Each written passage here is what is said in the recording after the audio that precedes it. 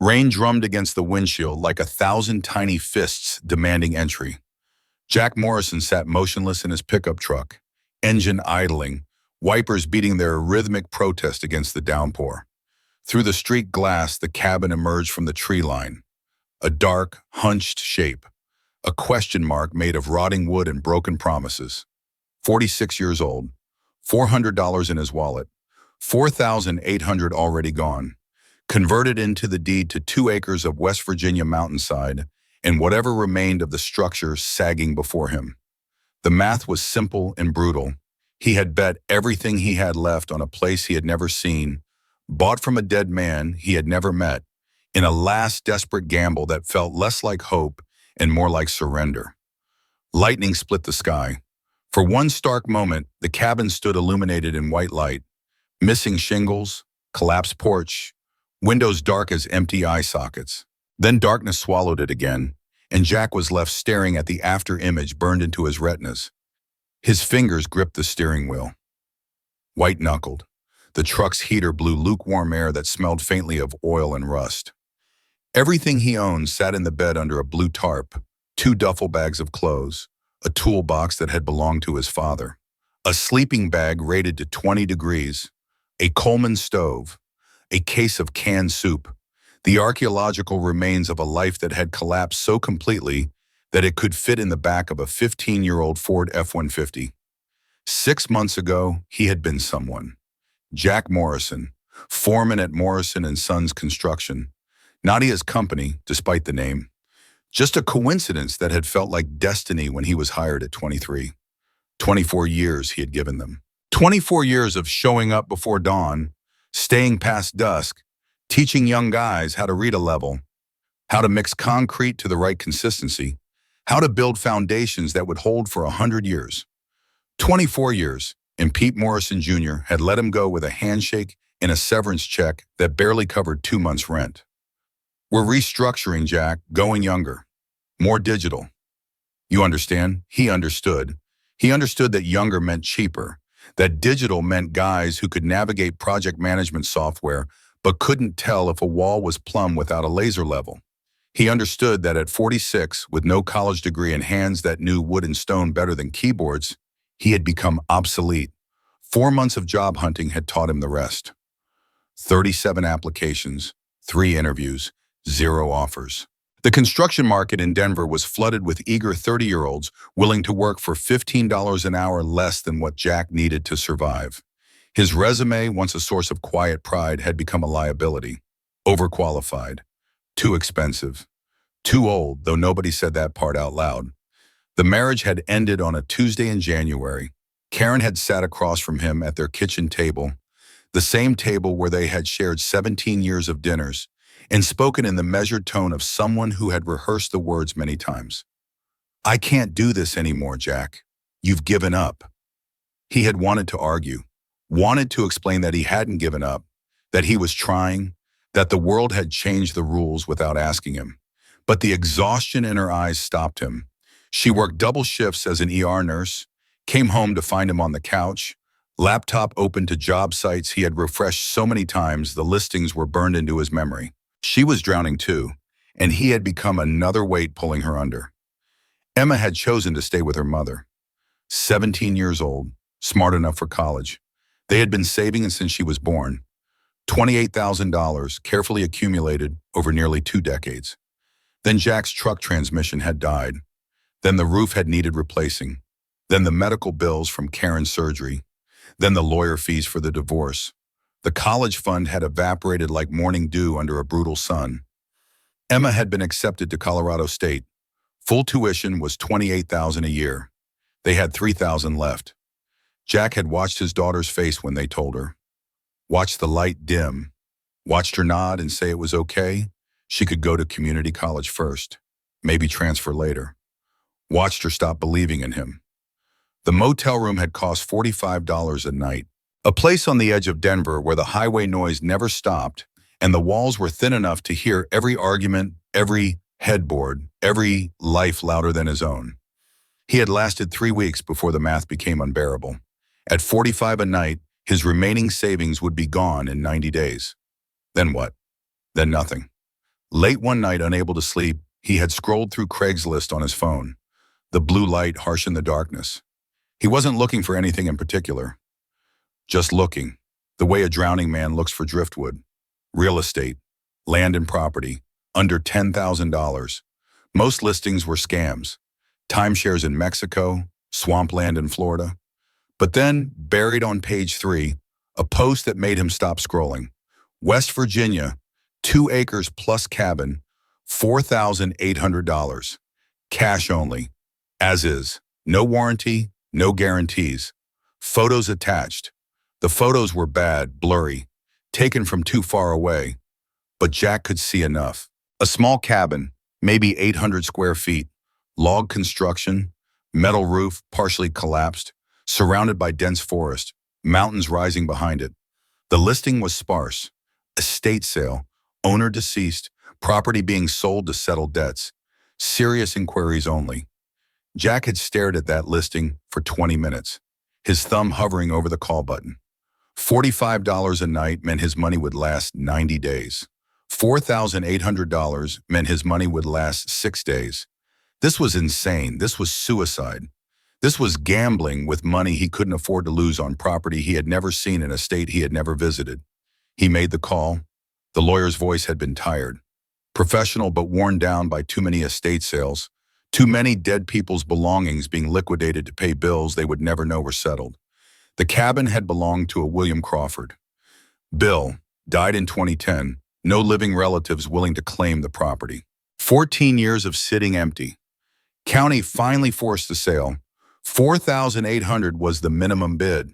If Jack wanted it, he could wire the money and the deed would be his within a week. What's wrong with it? Jack had asked. Everything, the lawyer said. It hasn't been occupied in 14 years. No power, no running water. Roof needs work. Probably rodents. Probably mold. You'd be buying it sight unseen. I have to advise you that this is not a sound investment. Jack had laughed, actually laughed. Sound investment. He was living in a motel with $4,800 to his name and a daughter who had stopped answering his calls. Sound investment was not a concept that applied to his life anymore. He wired the money the next morning, spent 3 days packing, spent another 3 days driving east. Pennsylvania, Maryland, West Virginia. The mountains rising around him like the walls of a fortress or a prison. He couldn't decide which. The GPS on his phone losing signal, paper maps from gas stations becoming his guide, towns getting smaller, roads getting narrower, the modern world falling away until it felt like he was driving backward through time. And now he sat here 500 yards from the cabin, watching rain pour through holes in the roof he could see even in the darkness. Watching his future, such as it was, dissolve in the storm. The rational part of his brain, the part that had calculated materials and costs for 24 years, was screaming. Turn around, drive back to Denver, beg Pete Morrison for his job back, sleep on Karen's couch, declare bankruptcy, start over. This cabin was not salvation. This cabin was collapse in architectural form, but there was another voice, quieter, deeper. The voice that had woken him at 3 a.m. for the last 6 months.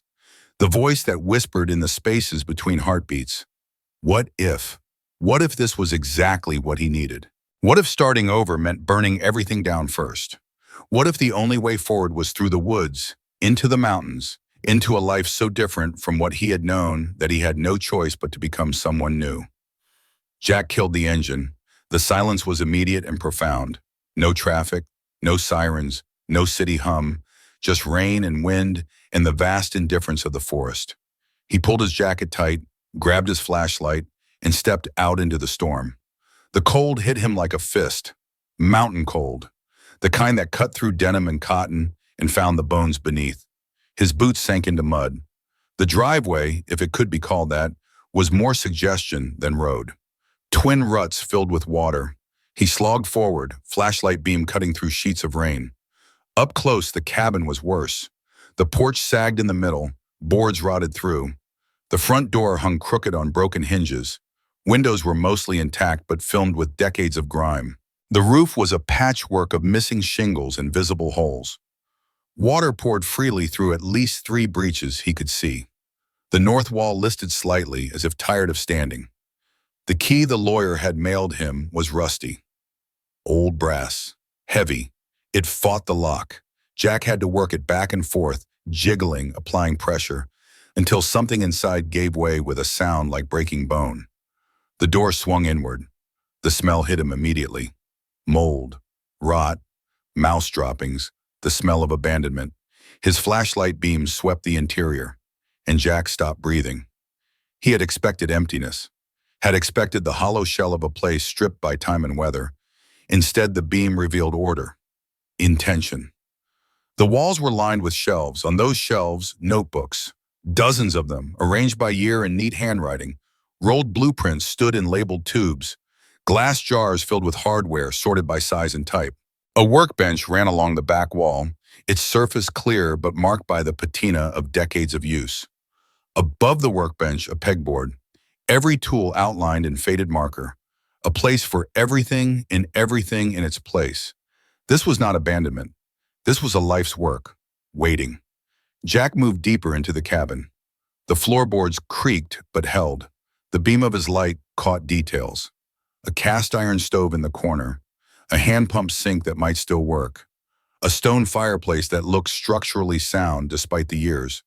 The furniture was minimal but functional. A chair, a table, a narrow bed frame without a mattress. But it was the shelves that drew him. The notebooks, 47 of them, he counted, spines labeled in precise handwriting. 1962, 1965, 1970, 1975, 1980, 1985, 990, 995, 2000, 2005. The last one marked 2009 to 2010. Jack pulled down the earliest volume. The leather cover was worn soft with handling. The binding cracked slightly as he opened it. The pages inside were filled with that same careful handwriting. Engineering notes, sketches, calculations. And at the top of the first page, a date and an entry. January 8, 1962. Bought this land today. 2 acres for $800. Everybody thinks I'm crazy. Navy pension doesn't go far, but it's enough. Been fixing engines for 20 years. Time to build something of my own. Something that lasts. William Crawford. Jack's throat tightened. He understood that feeling. The desperate need to build something that would outlast the builder. To prove that a life meant something. That hands and mind and will could create order from chaos. He flipped through more pages. Bill Crawford had documented everything. The foundation pour, the log selection, the roof framing, every decision explained, every mistake noted. The work of someone who believed precision mattered, who believed that if you were going to do something, you did it right. A sound from outside made Jack turn. His flashlight swung toward the window. For a moment, he thought he saw something, a flicker of blue light between the trees. But when he focused on the spot, there was nothing, just rain and darkness and the shapes of pines swaying in the wind. He moved to explore the rest of the cabin. A doorway led to what must have been a bedroom, another to a bathroom with a composting toilet and a tin basin. Both rooms were empty save for more shelves, more notebooks, more evidence of a mind that refused to stop working. And then, behind a tall bookshelf in the main room, Jack found another door. Heavy wood, iron hinges. Unlike the rest of the cabin, this door looked maintained. The hinges moved smoothly when he pushed, too smoothly for 14 years of neglect. The beam of his flashlight revealed stairs. Descending. Jack hesitated. Every horror movie he had ever seen played in fast forward through his mind. Strange cabin, hidden door, basement stairs disappearing into darkness. This was how people died in those movies. But curiosity was stronger than fear. Or maybe he had simply reached a point where fear had burned itself out, leaving only a vast, empty space where emotion used to be. He descended. The stairs were solid, 12 steps down into a space that opened wider than the cabin above. Jack's light swept the room and his breath caught for the second time. A workshop, twice the size of the cabin's footprint, built into the hillside. The walls were concrete, perfectly dry. Overhead, bare bulbs that would need power to function. But along one wall, a row of small windows at ground level, currently black with night. This space had been designed, engineered. This was not some rough cellar. This was a laboratory. The centerpiece was a massive workbench. Oak, 8 feet long, scarred by decades of projects. Tools hung everywhere. Saws, planes, chisels, wrenches, levels, squares, measuring tapes. Implements Jack recognized and dozens he didn't. Everything organized with the same obsessive precision as the cabin above. Shelves lined the walls. More jars. More materials. Coils of copper wire. Pieces of pipe in various diameters. Valves. Fittings. Washers. Bolts. Everything sorted. Everything labeled. And on the main workbench, weighted down by a heavy wrench, a set of blueprints. Jack approached them as if they might disappear. He set his flashlight on the bench, pointed at the drawings, unrolled them carefully. The paper was thick, professional quality. The title, drawn in that same careful hand, read, Ram Pump Water Delivery System. Self-sustaining, Design Iteration 17. Final, 2009. Jack had seen plenty of technical drawings in his career. Foundation plans, framing elevations, plumbing diagrams. But these were different.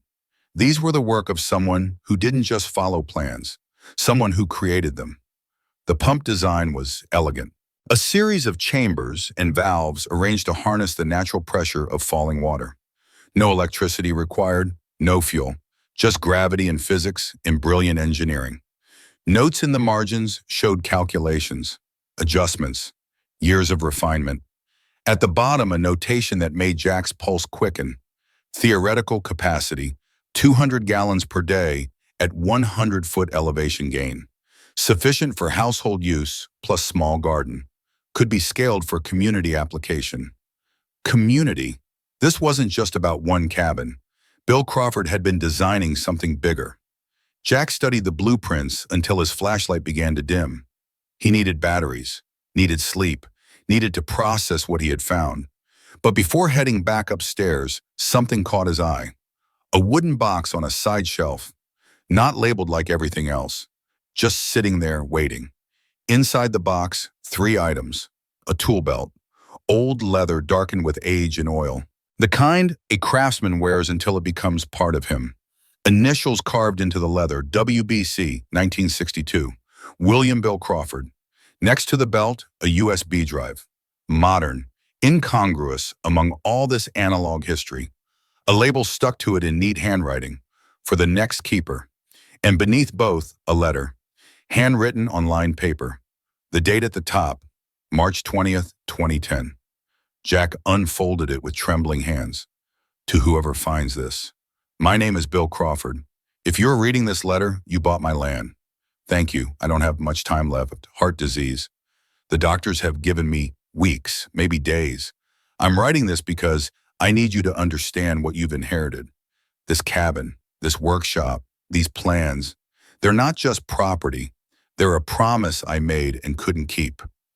In 1986, I lost my wife, Catherine, to cancer. Her last words to me were, "Promise you'll finish it, Bill. Promise you'll give people the water." I promised. I spent 24 years trying to keep that promise. I failed. The pump system works on paper. I've built small prototypes. The math is sound, but I'm one man, old, sick, alone. I couldn't finish it before time ran out. That's where you come in. If you're reading this, you bought this land for almost nothing, which means you probably don't have much, which means you understand what it's like to need something desperately and not be able to afford it. Water is free from the sky and the ground, but corporations have convinced people they need to pay for it monthly, forever. That's wrong. My pump system can deliver clean water to 50 families. Free, sustainable, independent. The spring on the north boundary of this property flows 200 gallons per minute, year-round. I've tested it for 30 years. Pure, powerful, perfect. Everything you need is here. The blueprints are complete. The spring is real. The math works. All you need is the will to finish what I started. You'll face opposition. You'll want to quit. Don't. Because this isn't about me anymore. This isn't even about you. This is about proving that people can still take care of themselves. that we don't have to be dependent on systems designed to extract money from our basic needs. Build the pump, protect the spring, give people the water, make my last promise mean something. Bill Crawford. Jack read the letter 3 times. His hands were shaking. Not from cold, though the basement was chilly. From something else, recognition, connection. This man he had never met, who had died 14 years ago, had written to him, had known he would come, had left everything for him, or maybe not for him specifically, for whoever was desperate enough, broken enough, crazy enough to bet their last dollars on a rotting cabin in the mountains. Jack carefully refolded the letter, placed it back in the box with the tool belt and the USB drive. He would look at the drive tomorrow. Tonight he needed sleep, needed to let his mind process the impossibility of what he had found. Upstairs, he unrolled his sleeping bag near the stone fireplace. The cabin was cold and damp, but he had slept in worse. The motel in Denver had been climate-controlled and miserable. This place, for all its decay, felt different. It felt like it was waiting for something, waiting for him. Rain continued to drum on what remained of the roof. Water dripped through holes into pots and pans he found in the cupboard. The sound was almost musical, a rhythm that belonged to this place. Jack lay in his sleeping bag, staring at the ceiling he could barely see in the darkness. 46 years old, $400, a dead man's blueprints, and an impossible promise. What if? What if this wasn't the end of his life, but the beginning of something he couldn't yet imagine? What if Bill Crawford had left him more than property? What if he had left him purpose? Sleep came slowly, and when it did, Jack dreamed of water, clear and cold and flowing forever. Free. Morning arrived gray and wet. The storm had passed, but left behind a sky the color of old pewter. Jack woke stiff and cold, his breath misting in the chill air. He lay in his sleeping bag for a long moment, listening to the silence. No traffic, no neighbors, no alarm clocks or obligations. Just the drip of water finding its way through compromised shingles and the distant call of a bird he couldn't identify. He sat up, every joint protesting. 46 felt older than it should. He dug through his bag for the camp stove, set it up on the old table, boiled water for instant coffee. The ritual was familiar, comforting, something normal in this very abnormal situation. While the water heated, he explored the cabin in daylight. The damage was extensive but not catastrophic. The roof needed work immediately. The windows needed replacing or at least covering. The hand pump at the sink was corroded but might function with some cleaning. The stone fireplace was solid, good craftsmanship, the kind that lasted.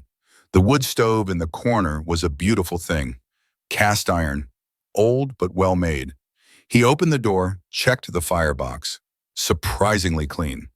Someone had maintained this. Bill, presumably, up until the end. There was even a stack of firewood under a tarp behind the cabin. Dry, protected. Another sign of a mind that thought ahead. Jack spent the morning making the place livable. He cleared debris, swept mouse droppings, positioned buckets under the worst leaks, found an old ladder in the shed, and climbed onto the roof to assess damage. 6 major holes, dozens of missing shingles. But the underlying structure was sound. He could patch this. Not permanently, not yet, but enough to keep most of the weather out. By noon, he had worked up enough courage to try the hand pump. He worked the handle up and down. Nothing at first, then a cough, a sputter, a gush of brown water that gradually cleared to something approaching transparent. He let it run for 5 minutes, then cupped his hands and tasted it, metallic, cold, but water, actual water from an actual well. One problem solved. Lunch was a can of soup heated on the camp stove. He ate standing at the window, looking out at the forest. The trees were massive, old-growth pine and oak. Mist clung to the higher elevations, beautiful in a way that felt indifferent to human concerns. The mountains had been here long before Bill Crawford, would be here long after Jack Morrison. That perspective should have been crushing. Instead, it felt liberating. After lunch, he retrieved his laptop from the truck. The battery was at 40%. No electricity meant he would have to use it sparingly. He found Bill's USB drive, plugged it in. One folder, one video file. He double-clicked. The image that filled the screen showed a man in his early 70s. Thin, deeply lined face. Sharp blue eyes behind wireframe glasses. He sat at the workbench in the basement workshop, the same workbench Jack had seen last night. Behind him, tools hung in precise order. The man spoke, and Jack heard Bill Crawford's voice for the first time. "If you're watching this, you bought my land. Thank you for that. I'm Bill Crawford. I'm 73 years old. I have stage 4 congestive heart failure. The doctors tell me I have weeks, maybe less. I'm making this video because there are things you need to know, things I need to tell someone before I run out of time." Bill paused, gathering strength or courage. Jack couldn't tell which. "I bought this land in 1962, paid $800, worked for the Navy for 26 years, fixing engines on destroyers and carriers. Retired in 1988. My wife Catherine and I, we had a dream. Live simply, build something sustainable. Prove you could have a good life without being locked into the system, without monthly bills and corporations controlling your basic needs." Bill's face softened when he mentioned Catherine. "We had 24 good years here. Best years of my life. Then Catherine got sick. Lung cancer, stage 4. She died in 1986, November 8th. I was holding her hand." His voice cracked slightly. Her last words to me. She said, "Promise you'll finish it, Bill. Promise you'll give people the water." See, we'd been working on this idea. A water system, free, sustainable, using natural pressure from the spring that flows through the north end of this property. Catherine believed if we could prove it worked, other people could build their own. Break free from water bills, from dependence. I promised her I'd finish it. Spent the next 24 years trying. I designed the perfect ram pump, tested it, refined it 17 times. The blueprints are complete. The math is sound, but I'm one man and I ran out of time. Bill leaned forward, his eyes intense. "The spring on the north boundary flows 200 gallons per minute year-round. I've tested it for 30 years. Water that pure is rare and valuable, very valuable. There's a man named David Richter, developer. He owns most of the land around this property. He's been trying to buy my 2 acres for 15 years. Offered me up to $100,000. I always said no. You know why he wants it so bad? Because if he controls the spring, he controls the water for this entire valley. He can force people to pay him monthly, forever. That's his business model. Buy the resources, charge for access. I'm telling you this because he won't stop trying. Once he knows you bought this place, he'll come for you. He'll offer you money, a lot of money, and you might be tempted to take it. I understand, I'm not judging, but I'm asking you to consider something else. Consider finishing what I started, building the pump system, proving it worked, giving people in this valley an alternative. You'll face opposition. Richter will fight you. Legal challenges, delays. He has money and lawyers and connections. But you have something he doesn't. You have these blueprints. You have the truth. And if you can get the pump operational, if you can show people it works, he loses. Because you can't fight what's already flowing. Bill smiled, tired but genuine. I chose to sell to whoever came with the least money. Told my lawyer, lowest bidder wins. Because people who don't have much understand the value of things rich people take for granted. I'm betting you're one of those people. I'm betting you know what it's like to need something and not be able to afford it. The workshop, the tools, the blueprints, they're all yours now. Everything you need is here. Build it, finish it. Make my promise to Catherine mean something. And one more thing, Bill's expression grew serious. The tool belt in the box. I made that in 1962. First thing I built when I bought this land. Wore it for 48 years. Every project, every repair, every dream. It's yours now. A craftsman's tools are sacred. Take care of them. They'll take care of you. Good luck, friend. I wish I could be there to help. But if you're watching this, I'm gone.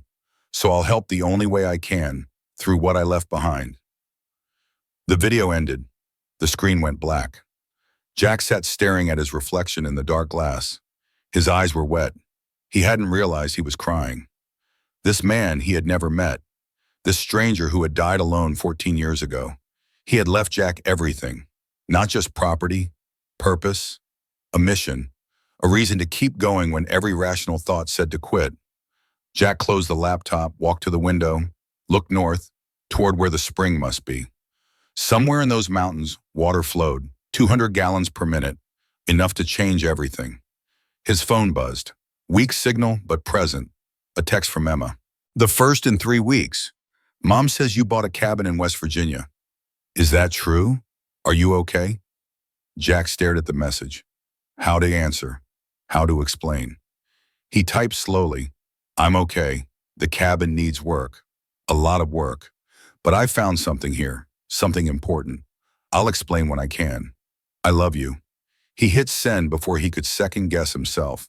Watched the message sit in sending limbo for 30 seconds before it finally went through. No response came. He hadn't expected one. Jack spent the afternoon exploring. He walked the property boundaries, finding the markers Bill had placed. 2 acres, small in the grand scheme, but his.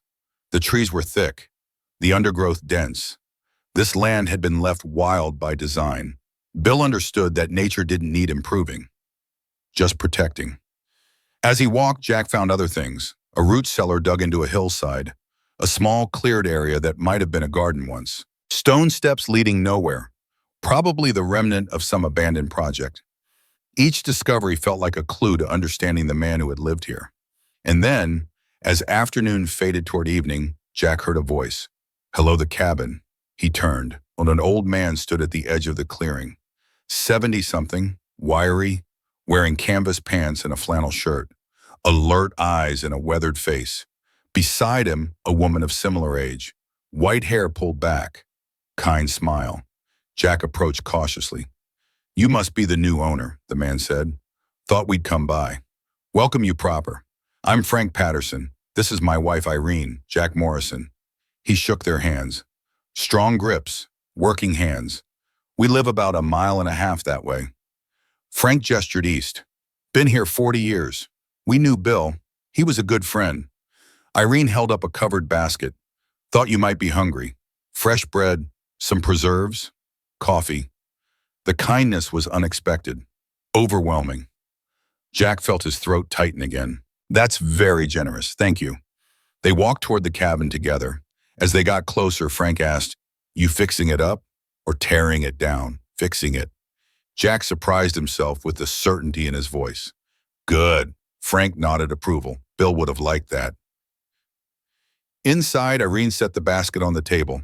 Unpacked bread still warm, jars of strawberry jam, a bag of ground coffee that smelled like heaven.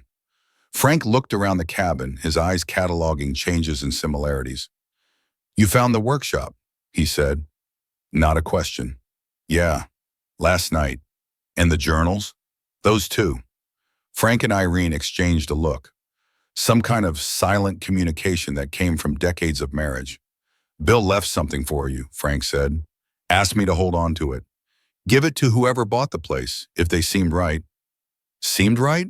He was specific. Frank smiled, said to wait and see if they had the hands of someone who builds. If they did, I was to give them this. Frank pulled a folded envelope from his jacket pocket, handed it to Jack. The paper was thick, expensive, the kind reserved for important documents. Jack opened it carefully. Inside, a hand-drawn map. The property lines were marked, the cabin's location indicated, and in the northern section, a spot labeled in Bill's careful handwriting. Spring source, 200 gallons per minute, Puritan, or protected. Build here. Bill spent 30 years protecting that spring, Irene said softly. Wouldn't let anyone near it, especially not David Richter. Jack looked up. You know about Richter? Everyone knows about Richter. Frank's voice went flat. Owns half the valley, working on the other half. Tried to buy Bill out for years. Bill always refused, made Richter angry. That's a dangerous thing to do. Has he been back since Bill died? Few times, Irene said. County sale kept getting delayed. Legal issues. But he was watching, waiting. He'll know someone bought the place within a day or two. Small valley. News travels. What will he do? Frank met his eyes. Make you an offer. Probably generous. And if you say no, he'll make your life difficult. That's his pattern. Jack felt a chill that had nothing to do with temperature.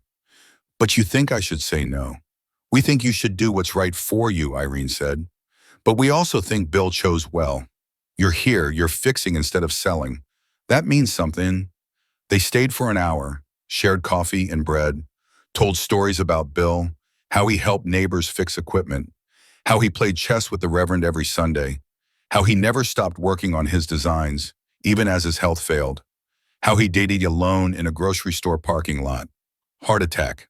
Quick. The way he would have wanted, Frank said, if he'd had a choice. As they prepared to leave, Frank paused at the door. One more thing. Bill made me promise. If the right person bought this place, if they decided to finish his pump project, I'm to help. I've got tools, experience, and I know most of the folks in this valley. If you're serious about building that system, you won't be doing it alone. Jack felt something shift in his chest. Some weight he hadn't known he was carrying suddenly shared. I'm serious. Good. Frank smiled. Then we start planning. After they left, Jack sat in the growing darkness. He lit the camp stove for warmth, made more coffee, opened the first journal, dated 1962, and began to read. Bill's voice came through the pages, methodical, patient, a man who documented everything because he believed the work mattered. The early entries detailed buying the land, drawing up plans, felling trees by hand, learning as he went, failing, adjusting, failing again, slowly, painfully, building something from nothing. January 15, 1962. Poured foundation today. 20 bags of concrete mixed by hand. Back is screaming, but the forms are level. The base is solid. Everything builds from here. March 3rd, 1962. First wall framed, oak logs I cut last fall. Notch joints took me 3 tries to get right. But they're tight now. This will stand for 100 years. June 12, 1962. Roof is on, leaked in 5 places during last night's storm. Going to be a long summer of patches. The entries continued. Year by year, the cabin took shape. Bill learned plumbing, electrical, stonemasonry, not from books, though he read plenty, from doing, from failing, from the patient accumulation of knowledge that comes only through time and sweat. And then, in 19X, the entries changed tone. April 3rd, 1906. Met a woman today. Catherine. She's a nurse at the VA hospital in Charleston. Came in for a checkup on an old injury. Started talking. Couldn't stop. She asked about the cabin. I told her. She said, "That sounds wonderful. Can I see it sometime?" I said yes before I could think about it. May 20th, 1966. Catherine visited the cabin. Stayed all day. Helped me repair the porch. She's stronger than she looks. And funnier. And smarter than anyone I have ever met. When she left, the cabin felt empty in a way it hadn't before. August 14th, 1966. Asked Catherine to marry me. Didn't plan it. We were sitting on the patio watching sunset and the words just came out. She said yes. I'm the luckiest man alive. October 2nd, 1967. Married Catherine today. Small ceremony, just us and a justice of the peace. Honeymoon is here. At the cabin. She says it's perfect. I believe her. Jack read until his flashlight battery died. Read until the camp stove sputtered out. Read by the last light of sunset filtering through dirty windows. And when darkness finally forced him to stop, he sat in the silence and felt the weight of Bill and Catherine's story settling over him like a blanket. They had built a life here, a real life, full of work and love and purpose. And then Catherine had died and Bill had spent 24 years trying to keep a promise to a ghost, trying to finish what they had started together. Jack understood that kind of loyalty, that refusal to quit even when quitting made sense. He had felt it in his marriage, working extra hours to provide, felt it in his job, showing up every day even when he knew he was becoming obsolete. Loyalty to a vision of what life should be, even as reality crumbled around him. But Bill's loyalty had produced something tangible. These blueprints, this workshop, this foundation of knowledge that could actually help people. What had Jack's loyalty produced? A divorce, a daughter who wouldn't speak to him, a sleeping bag on the floor of a cabin he couldn't afford to fix. Unless he finished what Bill started. Unless he took this gift he had been given and made it mean something. Unless he stopped being Jack Morrison, failed foreman, failed husband, failed father, and became something else. Someone else. He didn't know if he could. Didn't know if he had the skills or strength or will. But sitting there in the darkness, surrounded by Bill Crawford's life's work, Jack made a decision. He would try. Outside in the forest beyond the cabin, a faint blue light flickered between the trees. Jack didn't see it, but if he had, he might have understood what Frank and Irene knew, that some promises transcend death, that some places hold memory like water holds minerals, that Bill and Catherine Crawford were not entirely gone. They were waiting for the work to continue, waiting for their promise to be kept. The next morning dawned cold and clear. Jack woke before sunrise, back aching, fingers stiff. He made coffee, heated a can of beans on the camp stove, ate standing at the window, watching light creep across the mountains. Today he would start, not the pump, not yet. First the cabin, make it weatherproof, livable. You couldn't build an empire from a crumbling foundation. Bill had known that, had spent months getting the basics right before attempting anything complex. Jack spent the day on the roof, found salvageable shingles in the collapsed shed, patched the worst holes with scrap metal and roofing tar he bought in town with precious dollars from his dwindling funds. The work was hard, familiar. His hands knew hammers and nails, knew how to coax old materials into new purpose. By evening, the major leaks were sealed. Not perfect, not permanent, but functional. He had spent $70, had $330 left. The math was becoming critical. That night, he called Emma. She didn't answer. He left a message. "Hey, sweetheart, it's Dad. I know you're probably still mad. I don't blame you. But I wanted you to know I'm okay. Better than okay. I found something here. A project. Something that might actually matter. I'll tell you about it when you're ready to listen. I love you. Always." He hung up, stared at the phone, knew she had probably deleted the message without listening, but he had tried. That had to count for something. Jack opened his laptop, battery at 20%. He pulled up the video of Bill again, watched it through twice more, studying, learning, trying to see what Bill saw, trying to understand the vision that had consumed 24 years of a man's life. The spring. That was the key. Everything depended on whether Bill's measurements were accurate, whether the water really flowed at 200 gallons per minute, whether the elevation drop was sufficient for the ram pump to function. Tomorrow, Jack decided. Tomorrow he would hike to the spring, see it for himself, start turning Bill's blueprints into reality, start keeping a promise to a dead man and his dying wife, start building something that would last. Outside, the blue light flickered again in the forest, closer this time, almost at the edge of the clearing. If Jack had been watching, he might have seen it. He might have wondered, might have understood that he was not alone in this work. But Jack was bent over blueprints, tracing lines with his finger, calculating angles and pressures and possibilities. Lost in the language of building, the language his hands had always spoken, the language Bill Crawford had left behind like a gift, like a map to salvation, like a second chance neither of them had expected, but both desperately needed. The cabin creaked and settled around him. The mountains stood silent witness. And somewhere in the northern woods, 200 gallons of water per minute flowed from the earth, waiting to be claimed, waiting to fulfill a promise, waiting for hands willing to shape it into purpose. Jack Morrison had come to these mountains with $400 and nothing to lose. He was about to discover he had everything to gain. The first week passed in a blur of labor and discovery. Jack fell into a rhythm that felt almost primal. Wake at dawn. Assess the day's needs. Work until his body demanded rest. Each evening, after a dinner of canned soup or beans heated on the camp stove, he would descend to the workshop and lose himself in Bill Crawford's journals. The notebooks revealed a man Jack was beginning to know better than some people he had worked alongside for years. Bill documented everything with the precision of an engineer and the soul of a poet. Technical specifications sat beside observations about the way morning light hit the cabin windows. Calculations for water pressure shared pages with memories of Catherine laughing at his frustration when a design failed for the third time. April 12, 1968. The hand pump finally works. Took me 6 tries to get the leather gasket right. Catherine says I'm too stubborn to quit. She's right. But stubbornness built this cabin. Stubbornness will build everything else. Jack understood stubbornness. It was the only thing that had kept him going through the months after he lost his job.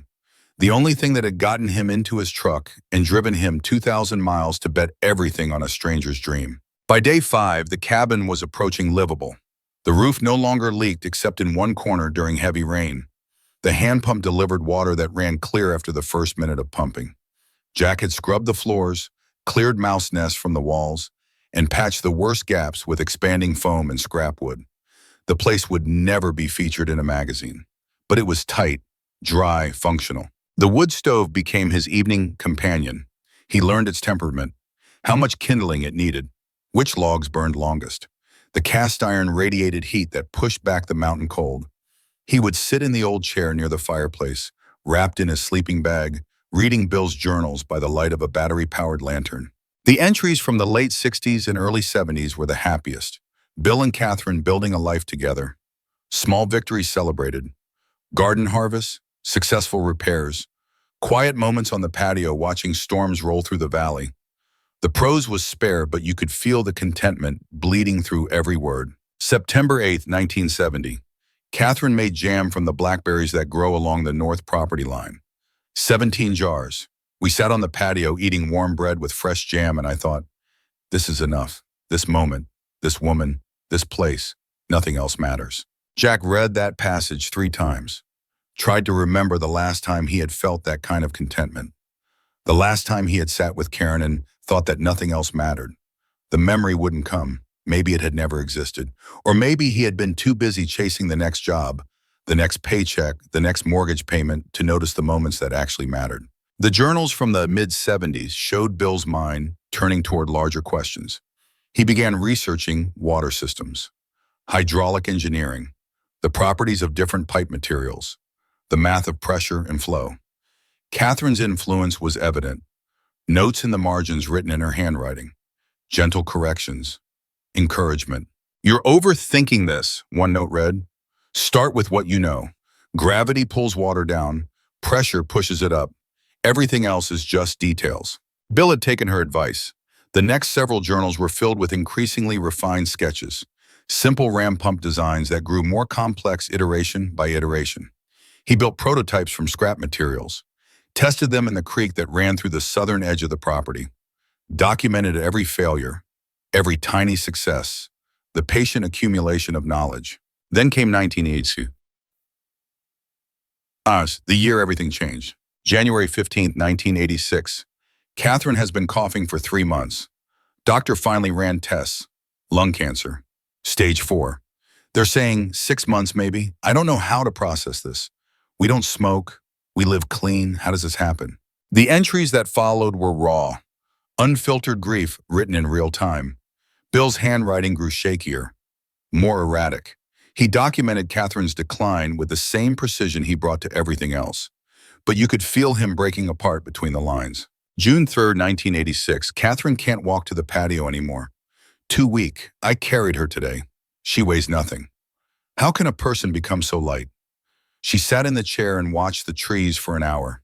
Didn't say much, just held my hand. October 20th, 1986. Bad night. Catherine in a lot of pain. Hospice nurse increased the morphine. She's sleeping more. I sit next to the bed and read to her from the journals. Our journals, reminding her of the good years. She smiles sometimes. I think she hears me. November 7th, 1986.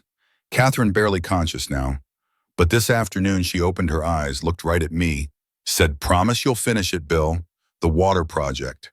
Promise you'll give people the water. Don't let our life here be for nothing." I promised. What else could I do?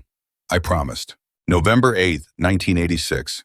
Catherine died at 7:23 this morning. She was looking out the window, toward the north woods where the spring is. Her last breath was so quiet I almost missed it. Then she was gone. I don't know how to be in this cabin without her. I don't know how to be anywhere. Jack had to stop reading. He sat in the workshop, the journal open on the workbench, his vision blurred. He understood loss. The death of his marriage had felt like a kind of dying. But this was different. This was a love that had endured, that had built something real. And then it was simply gone. The entries after Catherine's death were sporadic, days or weeks between them. Bill working through grief the only way he knew how. By working. December 1st, 1986, I made Catherine a promise. I'm going to keep it. Starting today. No more delays, no more excuses. The ram pump system, community scale, that's what she wanted. That's what I'll build. What followed was a masterclass in obsessive focus. Bill threw himself into the water project with an intensity that bordered on manic. He redesigned the pump 17 times over the next 23 years. Each iteration documented in excruciating detail. He researched springs and aquifers, learned geology, studied the land, and he discovered something remarkable. March 15, 1987. I've been surveying the northern property boundary for 6 months, taking measurements, testing flow rates. The spring is bigger than I thought, much bigger. It's not surface runoff, it's an artesian source. Pressure from deep underground pushes water up naturally. Flow rate is consistent, 200 gallons per minute, year-round, even in drought. This changes everything. With proper engineering, this spring could serve 50 families, maybe more. Jack felt his pulse quicken reading this. An artesian spring. He had heard of them but never seen one. Water under enough natural pressure to rise to the surface on its own. No pumping required, just gravity and geology working together. The next journal entry made him stop breathing. March 16, 1987. A man came to the cabin today. David Richter, young, maybe 30, says his father Walter just died and he's inherited the family mining operation. Richter Coal Company owns most of the land around mine. The son is nothing like the father. Walter was rough, brutal, a man who got rich tearing mountains apart and didn't care who got hurt. David seems different, educated, smooth, but there's something calculating in his eyes. He asked a lot of questions about the spring, how much water flows, whether I've had it tested. I played dumb, told him it's just a seasonal trickle. He didn't believe me. I could see it in his eyes. He knows there's something valuable up there. And now that he controls his father's empire, he has the resources to take it. The next several journals chronicled an escalating conflict. Richter came back every few months, each time with a new offer, each time a little pushier, a little less friendly. August 3rd, 1990. Richter offered me $20,000 for the 2 acres. Said he wants to develop the area. Ecotourism, luxury cabins for people who want to experience mountain life without the hardship. I told him no. He said I was being foolish, that an old man living alone doesn't need 2 acres, that his father would have just taken the land, that he's trying to do this the civilized way. I asked him to leave. He did, but he said he'd be back. May 12, 1995. Richter up to $50,000 now, getting aggressive, says I'm blocking progress, that the valley needs development, jobs, economic growth. His mining operations are struggling. Coal is dying. He needs new revenue streams. Says controlling the water rights would let him build a resort community, charge residents monthly fees, create sustainable income. I told him some things are more important than money. He laughed, said that's what poor people tell themselves. Then he said something that chilled me. He said, my father destroyed these mountains for profit. At least I'm trying to preserve them. But preservation costs money, and I always collect what I'm owed. November 3rd, 2001. Richter brought a lawyer this time. Threatened to sue me for affecting downstream water flow. Says my spring feeds into the creek that crosses his property. Claims I'm illegally diverting water. It's bullshit. The spring is entirely on my land. I have rights. But he has money for lawyers. I have nothing. I'm scared. First time in years I'm actually scared. Bill had consulted with his own lawyer, confirmed his water rights were solid. The spring originated on his property.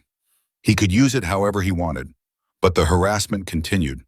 Richter tried to gate the access road, filed noise complaints, sent building inspectors to cite code violations.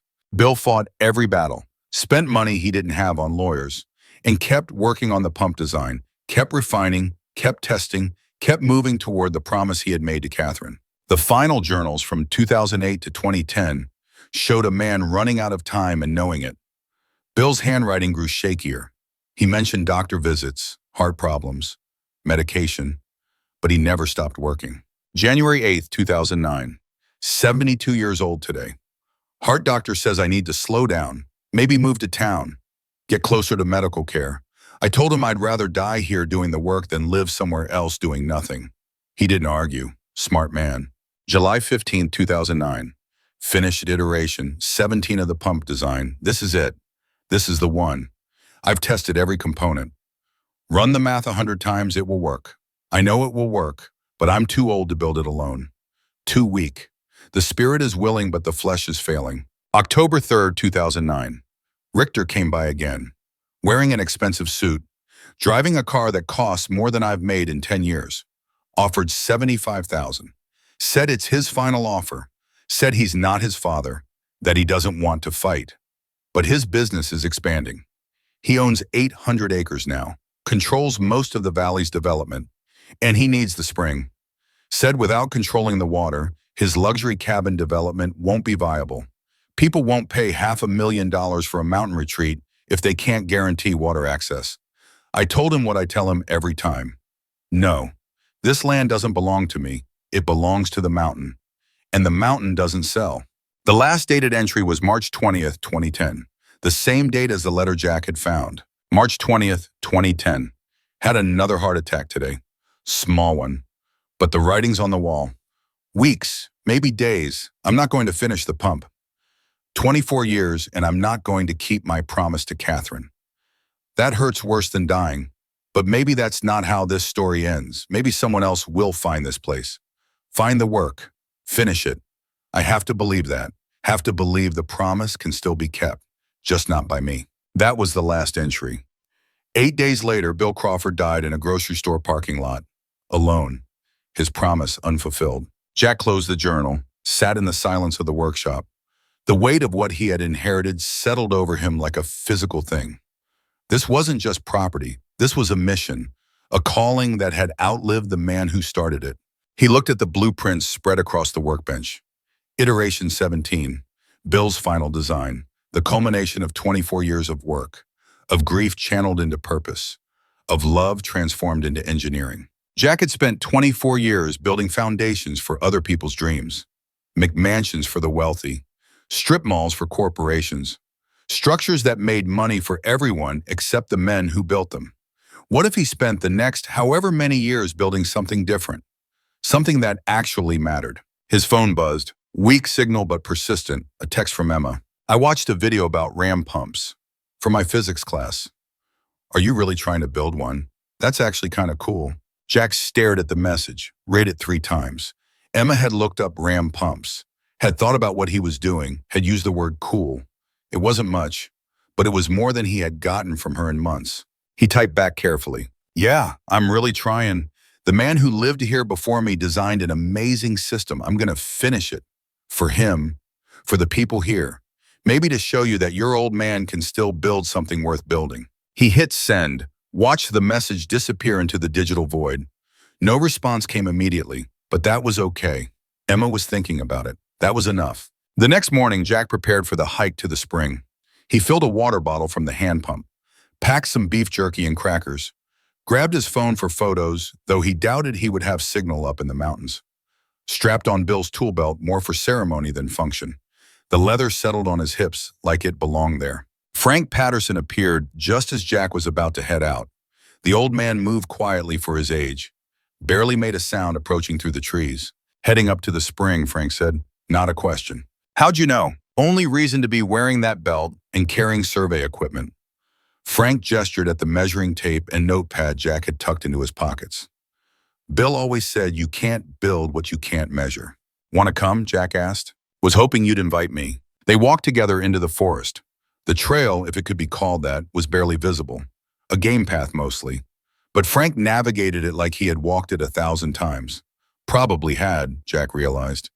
This had been his friend's land, his friend's dream. Bill and I came up here every few months, Frank said as they climbed. He'd check the flow rate, test the water quality, make sure nothing had changed. Man was meticulous. The trail grew steeper. Jack's legs burned. His breath came harder. 46 felt old on a mountain. But Frank, at 74, moved with the steady pace of someone who had made peace with the terrain, who understood that mountains were climbed slowly or not at all. They hiked for 90 minutes, up through pine forest that gave way to hardwoods, over rocky outcroppings that required careful footing, past a deer blind that must have been ancient, past a small waterfall that Frank said ran only in spring. And then they crested a ridge, and the spring lay before them. Jack stopped, felt his breath catch. The spring emerged from a rocky hillside like a wound in the earth. Clear water bubbled up from between moss-covered stones. The pool it created was perhaps 20 feet across. Perfectly clear. So clear he could see every pebble on the bottom. So clear it looked like glass. But it was the sound that got him. The constant gurgling rush of water finding its way to the surface. 200 gallons per minute, Bill had written. Jack believed it now. The flow was substantial, powerful, endless. Frank knelt beside the pool, cupped water in his hands, drank. Coldest, cleanest water you'll ever taste, he said. Jack knelt beside him, did the same. The water was so cold it made his teeth ache. Impure, no mineral taste, no chlorine, just water the way water was supposed to taste before humans complicated it. Bill was right, Jack said quietly. This could serve 50 families. Could serve more than that. Frank stood, wiping his mouth. If someone had the will to build it proper. They spent the next hour surveying. Jack used the measuring tape in his phone's compass app, documented the spring's location, measured the elevation drop between the spring and the cabin, 147 feet over roughly a quarter mile, perfect gradient for a ram pump. He took photos, video, filled his notebook with measurements that would have made Bill proud. Frank pointed out the natural path the pipeline could follow. Down the ridge, along the contour of the land, minimal excavation required if they were smart about it. This is real, Jack said, more to himself than to Frank. This could actually work. Of course it could work. Bill spent 20 years making sure it would. Frank looked at him seriously. Question is whether you're ready for what comes next. What comes next? Building it is the easy part. Keeping it is where things get hard. They descended as afternoon shadows grew long. Jack's mind spun with possibilities, with calculations, with the beginning threads of a plan. He would need materials, help, money he didn't have. But the spring was real. The design was sound. The dream was possible. That evening, Jack spread Bill's blueprints across the cabin's main table, studied them by lantern light. The design was brilliant, elegant, a series of chambers and valves that would use the natural pressure of falling water to pump itself. No electricity, no fuel, just physics and good engineering. The ram pump would sit at the elevation midpoint between spring and cabin. Water from the spring would flow down to the pump by gravity. The pump would use the water hammer effect, the pressure surge created when flowing water is suddenly stopped, to push a portion of that water up to a storage tank at the cabin. From there, gravity would distribute it to homes in the valley. Ingenious, self-sustaining. Once built, it would run essentially forever with minimal maintenance. But the materials list was daunting. PVC pipe, valves, pressure tanks, concrete for the pump housing, fittings and connectors.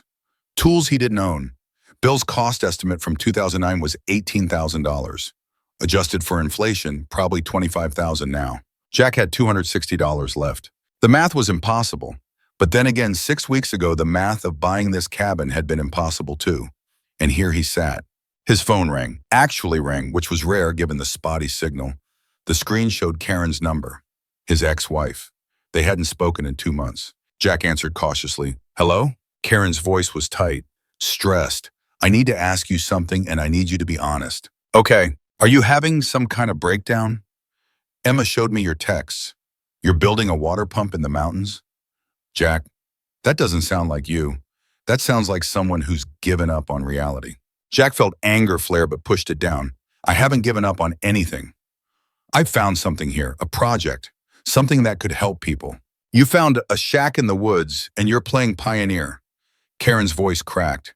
Emma needs you. She needs her father to be stable, to have a plan, not to be chasing some dead stranger's fantasy. It's not a fantasy. Jack kept his voice level.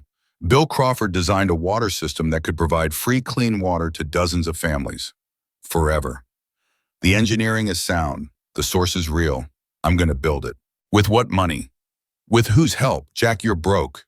You're alone. You're living in a cabin that doesn't have electricity. This isn't a plan. This is escapism. Maybe.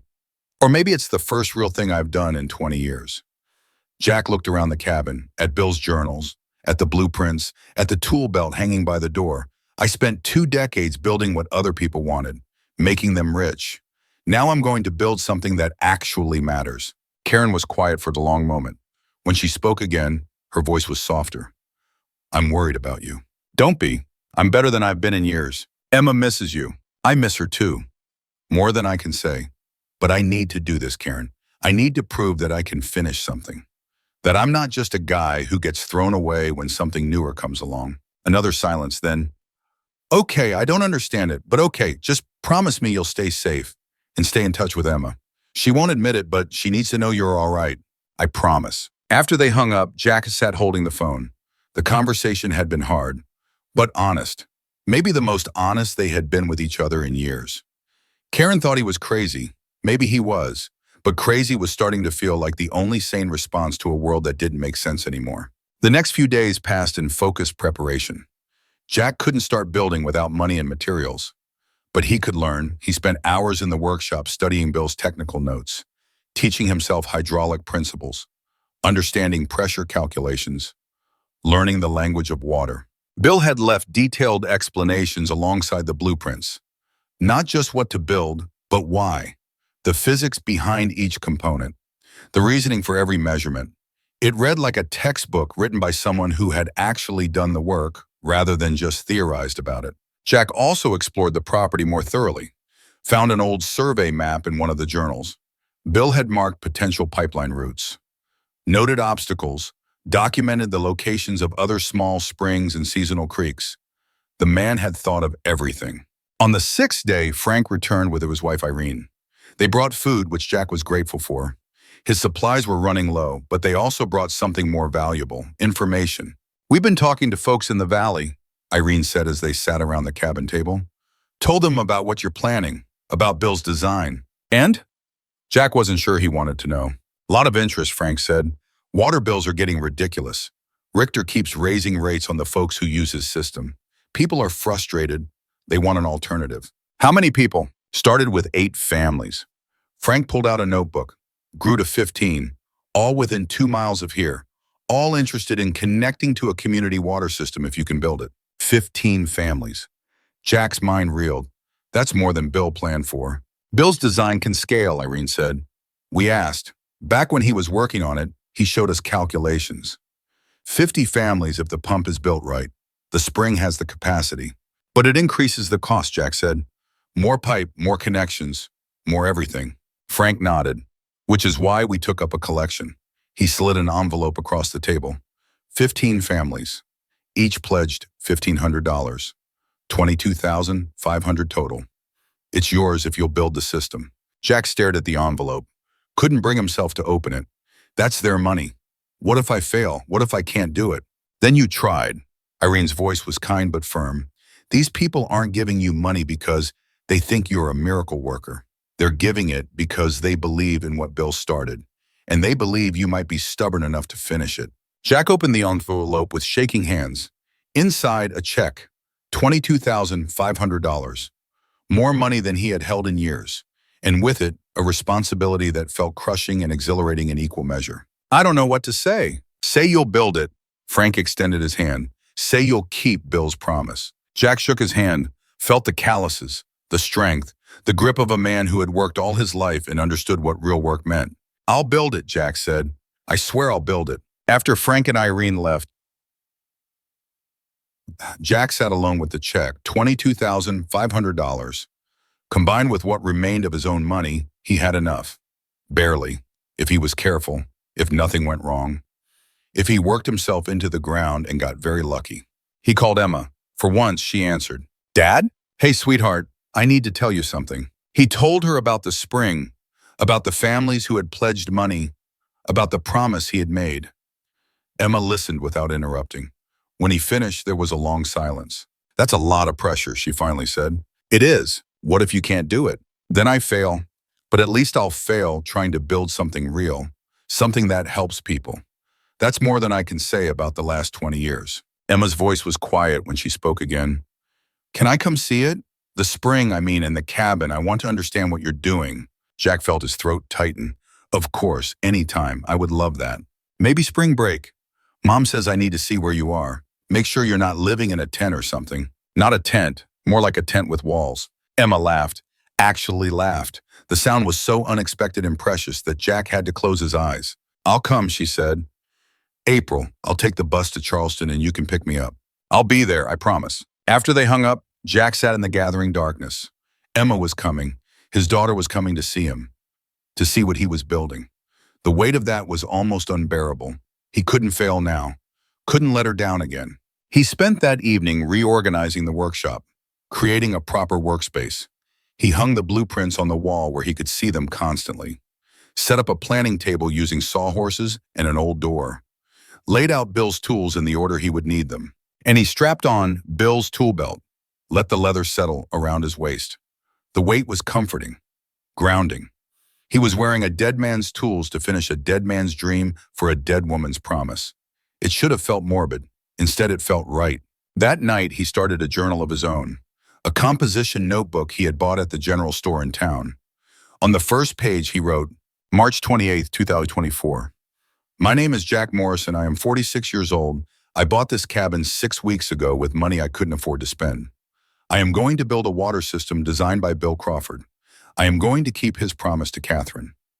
I don't know if I can do this, but I'm going to try, because trying is all any of us can do." He wrote for an hour, documenting his plans, his fears, his hope. When he finally set down the pen, his hand was cramped, but his mind was clear. Outside, wind moved through the pines. The cabin creaked and settled. And deep in the forest at the spring, 200 gallons per minute flowed from the earth. Patient, eternal, waiting for human hands to give it purpose. Jack lay in his sleeping bag near the wood stove, warm for the first time in weeks. The journals of Bill and Catherine Crawford stacked beside him, their lives reduced to paper and ink, but also preserved, made permanent, waiting to be continued. He thought about the blue light Frank had mentioned once, the presence people claimed to feel near the spring. Bill's ghost, some said, or Catherine's, or both. Jack wasn't sure he believed in ghosts, but he believed in the weight of unfinished work, in promises that outlived the people who made them. If Bill and Catherine were watching, he hoped they approved, hoped they understood he was doing his best, that he would honor their work, that he would try with everything he had to give their dream the ending it deserved. Sleep came slowly, and when it did, Jack dreamed of water flowing through pipes he had laid with his own hands, dreamed of families gathering around taps that poured clear mountain water, dreamed of Emma standing beside him, pride in her eyes, saying, "You did it, Dad. You actually did it." In the dream, Bill Crawford stood in the background, Catherine beside him, both smiling, both fading into light that grew brighter and brighter until Jack woke to actual sunlight streaming through the cabin windows. A new day, the first day of real planning, the first day of turning Bill's blueprints into reality, the first day of keeping a promise that had waited 14 years to be fulfilled. Jack rose, made coffee, ate breakfast standing at the window, watching the mountains emerge from morning mist. Somewhere up there, the spring flowed. His spring now, his responsibility, his chance to prove that broken men could still build unbroken things. He buckled on Bill's tool belt, picked up the blueprints, stepped out into the cold March morning. The work was waiting, and Jack Morrison, for the first time in longer than he could remember, was ready. April arrived with wildflowers pushing through thawing earth and skies that shifted between brilliant blue and threatening gray within the span of hours. Jack spent the first week of the month ordering materials, calling suppliers, negotiating prices, learning that $22,000 went less far than he had hoped when you were buying a mile of PVC pipe, dozens of valves, concrete for a pump station, and all the fittings required to connect them. He worked with Maria Delgado, the water rights lawyer Frank had recommended, a sharp woman in her late 40s who specialized in rural resource law and had a reputation for not backing down from developers with deep pockets. Her office was in Charleston, 2 hours from the cabin, but she made the drive to meet with Jack and review Bill's documentation. "Your water rights are solid," she said, spreading county records across Jack's kitchen table. "The spring originates entirely on your property. Artesian sources have different legal status than surface water. You own it outright. Richter can't touch that." "But he'll try," Jack said. "Of course he'll try." Maria pulled out her laptop, started typing. "We need to file permits with the state environmental agency. Water extraction, system construction, distribution network. It's all routine paperwork, but it has to be done correctly. One mistake and Richter's lawyers will use it to delay us for months. How long does the approval process take? Normally, 6 to 8 weeks. But I'm going to request expedited review. Cite the community need, the existing demand. If we're lucky, 4 weeks. And if Richter objects, then we fight. Maria's smile was thin. That's what you're paying me for. Jack wasn't paying her much. She had quoted a fee that seemed impossibly low given her expertise. When he questioned it, she had just shrugged. Bill Crawford helped my father 20 years ago. Fixed his well pump for free. Refused payment. Said neighbors take care of neighbors. I'm just returning the favor. That was how things worked in these mountains, Jack was learning. Debts remembered across decades. Favors repaid by children of people who had received them. A web of obligation and gratitude that made community something more than just proximity. The permits were filed on April 3rd. Maria uploaded them electronically, handed Jack copies of everything. Now we wait, she said, and we prepare for Richter to make his move. He came on April 8th. Jack was on the roof replacing shingles when he heard the vehicle. Looked down to see a black Range Rover navigating the rutted driveway with the careful precision of someone who valued their paint job. David Richter stepped out wearing what rich people thought working clothes looked like. Designer jeans with manufactured wear, a fleece jacket that probably cost more than Jack's truck, boots that had never seen actual mud. "Mr. Morrison," Richter called up. "Got a minute?" Jack climbed down slowly, wiped his hands on his jeans, tried to read the situation. Richter alone. No lawyers, no muscle. Either a peace offering or a trap. "What can I do for you, Mr. Richter?" "David, please." Richter extended his hand. Jack shook it. Firm grip, expensive watch visible beneath the fleece cuff. "I wanted to talk to you neighbor to neighbor about your water project." "I'm listening." "Look, I'm going to be straight with you." Richter leaned against his vehicle with practiced casualness. "I know you filed permits last week. I know you're planning to build Bill's ram pump system. And I know you've got 15 families pledged to connect.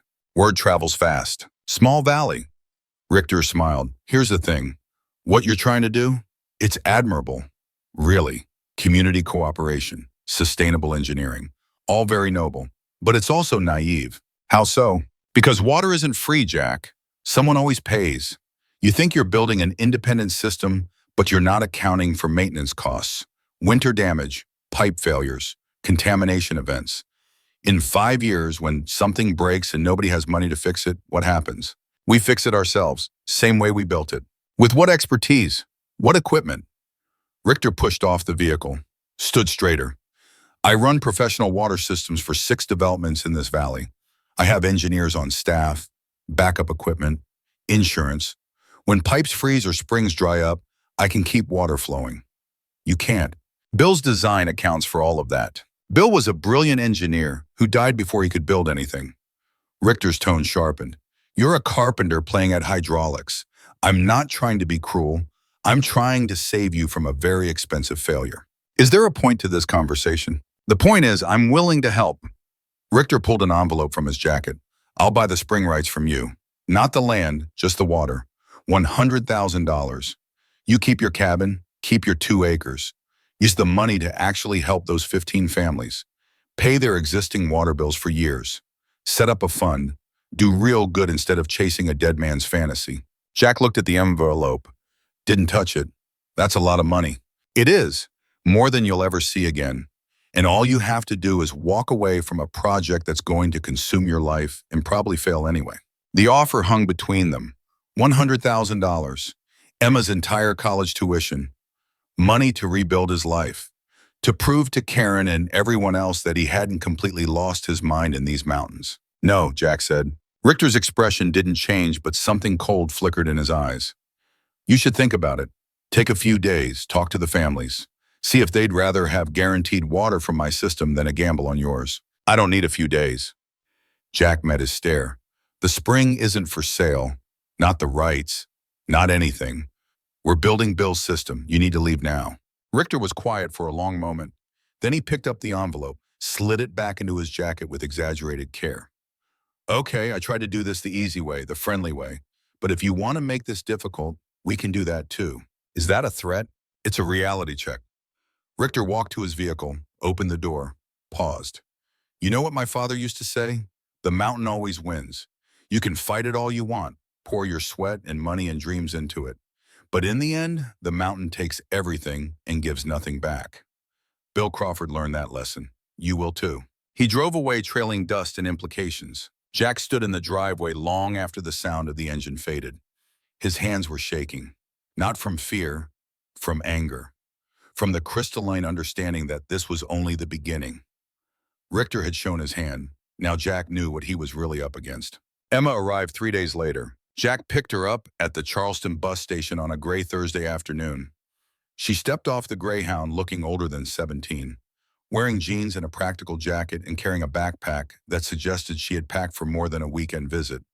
Her hair was pulled back, no makeup, the version of his daughter he remembered from camping trips when she was small, before divorce and disappointment had made her a stranger. "Hey, Dad. Hey, sweetheart." They stood in the parking lot in awkward proximity, not quite hugging, not quite separate. Finally, Emma closed the distance, wrapped her arms around him. Jack held on maybe too long, felt her stiffen slightly. Let go. The drive to the cabin took 90 minutes. Emma was quiet at first, watching the landscape change, towns giving way to forest, pavement giving way to gravel, the mountains rising like walls around them. Finally, she spoke. "Mom thinks you're having a breakdown." "I know. Are you?" Jack considered his answer carefully. "I don't think so, but I guess people having breakdowns don't usually realize it while it's happening." Emma almost smiled. "That's fair." She looked out the window. "I told her I'd come check. Make sure you weren't living in a tent, eating squirrels or whatever." "No squirrels, just canned soup mostly." She did smile then. "So basically the same diet as when you lived with us." They fell into easier conversation. Emma talked about school, about her physics class where she had done her ram pump presentation, about college acceptance letters, about the pressure of choosing a future when you were 17 and barely knew who you were. Jack listened, really listened, something he realized he had failed to do enough when they lived under the same roof. When they reached the cabin, Emma went quiet again, studying it, the rough log construction, the metal roof Jack had mostly patched, the workshop entrance visible around the back, the forest pressing close on all sides. "It's remote," she finally said. "It is, but kind of beautiful." Jack felt something unclench in his chest. "Yeah, it kind of is." He showed her the cabin interior first. The journals on the shelves, the blueprints on the walls, the wood stove and hand pump, and all the small improvements he had made. Emma touched things gently, the way you touch artifacts in a museum, respectful of what they represented. Then the workshop. This was what he really wanted her to see. Bill's life work preserved and waiting. The tools, the prototypes, the 17 iterations of pump design leading to the final version. Emma descended the stairs and stopped. Just stood there, taking it in. "Dad," she whispered, "this is incredible. This is what I'm trying to finish." She moved to the workbench, studied the blueprints with the analytical eye of a student who understood technical drawings, traced the pipe rotes with her finger, read Bill's margin notes. Her expression shifted from curiosity to comprehension to something approaching awe. "This could actually work," she said. "It will work if I can build it correctly." "When does construction start?" "Soon as the permit's clear. Should be a few more weeks." Emma turned to face him. "Can I help? I mean, I know I'm just a kid. I don't know anything about building. But I could learn. I could be useful." Jack had to look away before she saw a tears threaten. "You being here is useful. That's more than I deserve." They spent that evening talking about Bill and Catherine.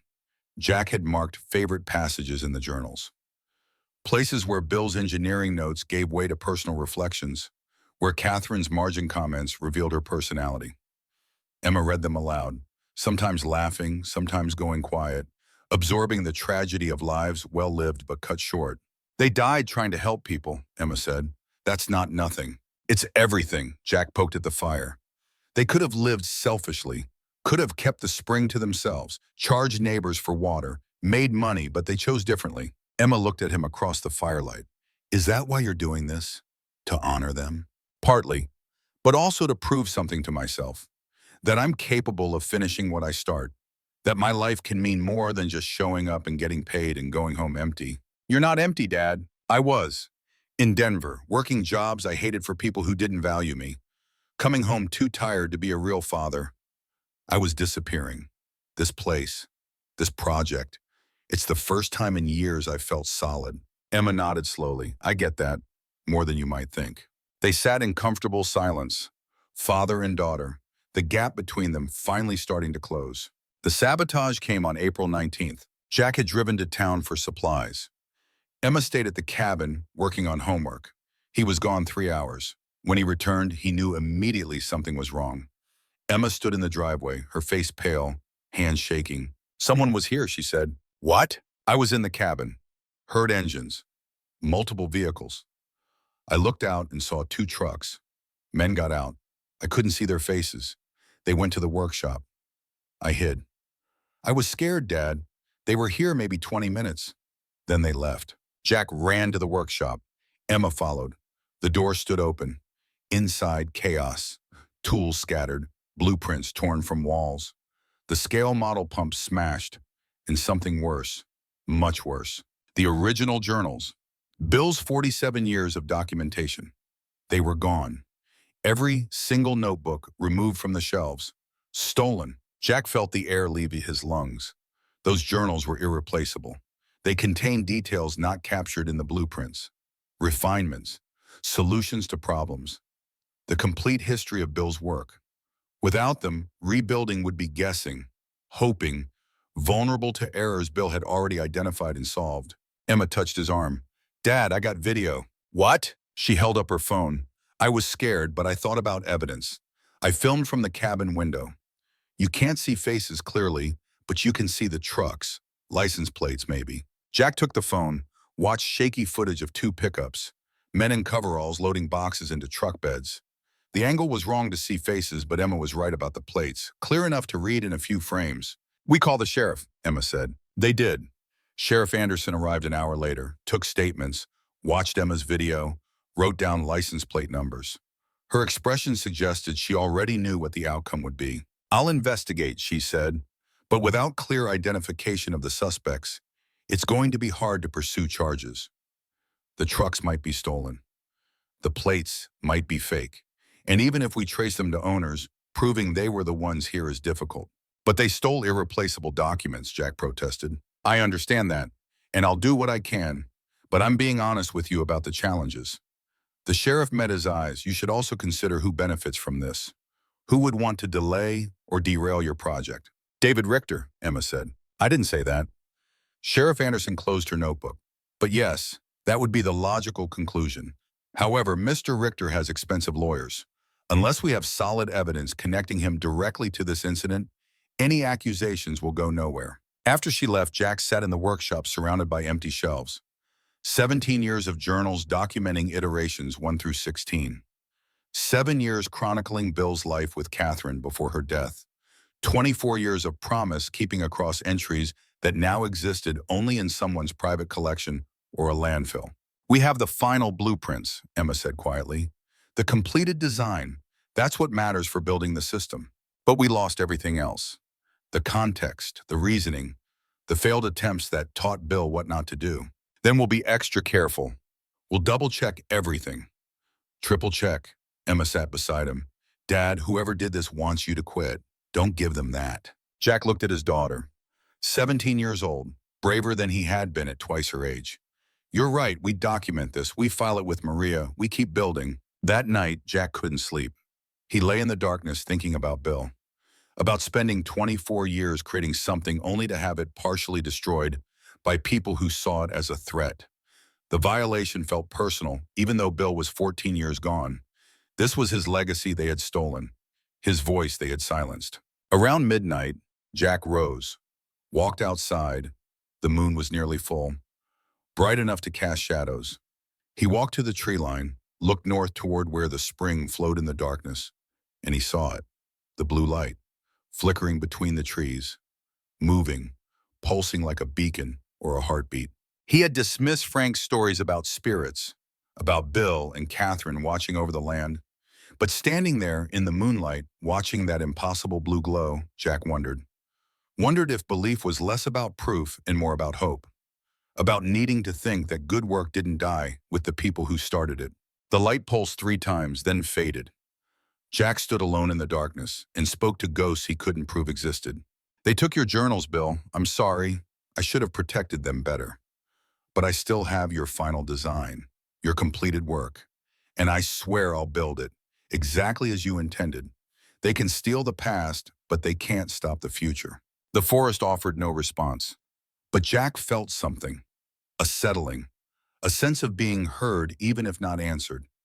He returned to the cabin, slept finally, dreamed of Bill's hands drawing blueprints that turned into flowing water that became light. Maria Delgado was furious when Jack told her about the theft. "This is criminal intimidation," she said over the phone. "The sheriff needs to pursue this aggressively. She says she will, but I'm not holding my breath." Then we go another route. Maria's voice sharpened with purpose. "I'm filing a formal complaint with the state's attorney, documenting the pattern of harassment. Every offer Richter made, every threat. Now this.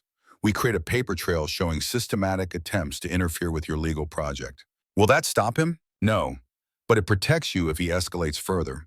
And it gives us ammunition if this ends up in court. Do you think it will? I think David Richter is a man who's used to getting what he wants.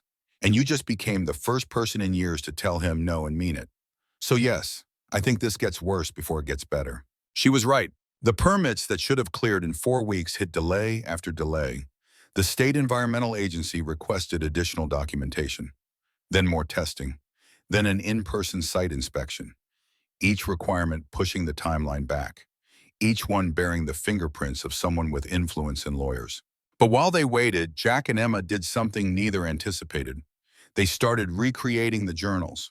It was Emma's idea. "We can't replace Bill's originals, but we can document what we know from the remaining blueprints. Create a new journal of this build, so the next person doesn't start from zero." They worked together each evening, Emma typing on her laptop while Jack explained Bill's design choices. Why the pump chamber was sized exactly that way, why the valve timing mattered, why the pipe diameter changed at specific elevations. All the technical knowledge Jack had absorbed from studying Iteration 17. They captured what they could, footnoted what they weren't certain about, built a digital archive to replace the physical one that had been stolen. And Emma began filming, not for social media, just documentation, her phone camera capturing Jack working, explaining, measuring, planning, building a video record of the construction process before construction even began. "You should put these online," Emma said one night. "Why?" "Because people need to see this, what you're doing, what Bill designed. This isn't just about our 15 families. This is proof that communities can build their own infrastructure, that you don't need corporations. That's a message that matters.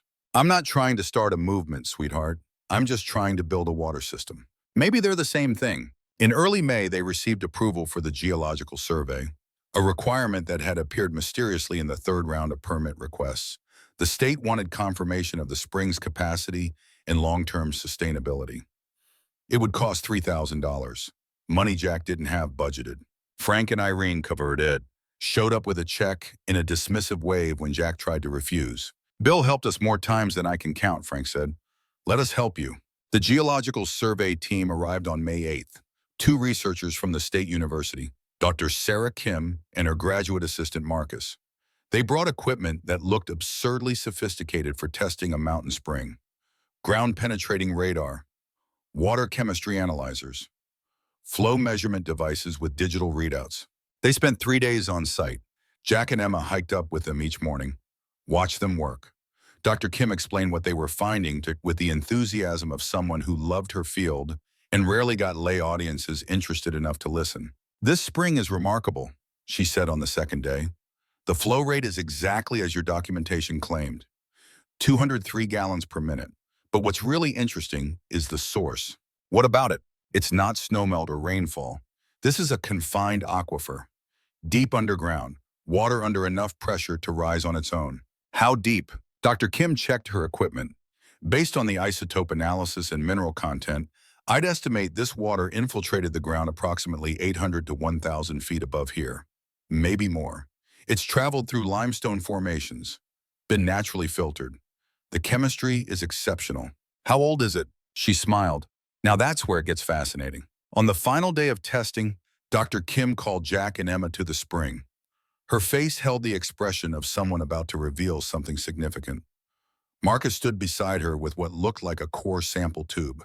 We ran radiocarbon dating on the dissolved carbon in the water, Dr. Kim said.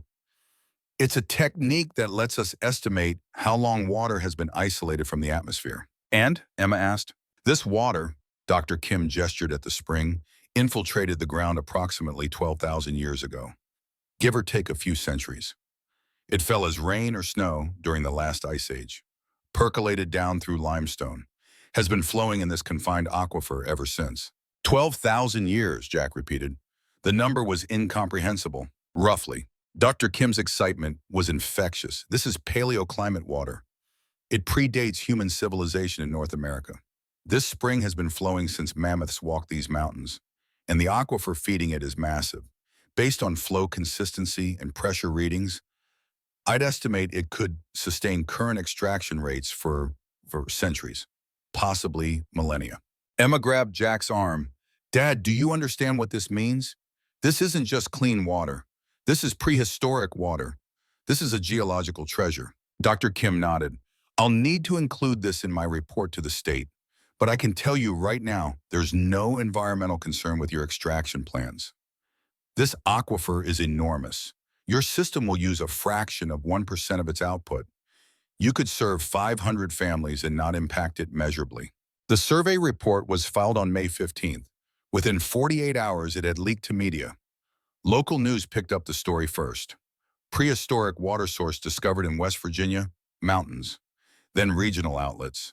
Then national environmental blogs. The narrative was irresistible. Ancient aquifer. Community water system. Small group fighting corporate control. Emma's documentation started appearing online. She had uploaded short videos to her personal social media. Nothing she thought would spread, just shares with friends. But those friends shared, and their friends shared. Within a week, Jack Morrison and Bill Crawford's Ram Pump project had gone from local curiosity to viral story. The first video to break 100,000 views was simple.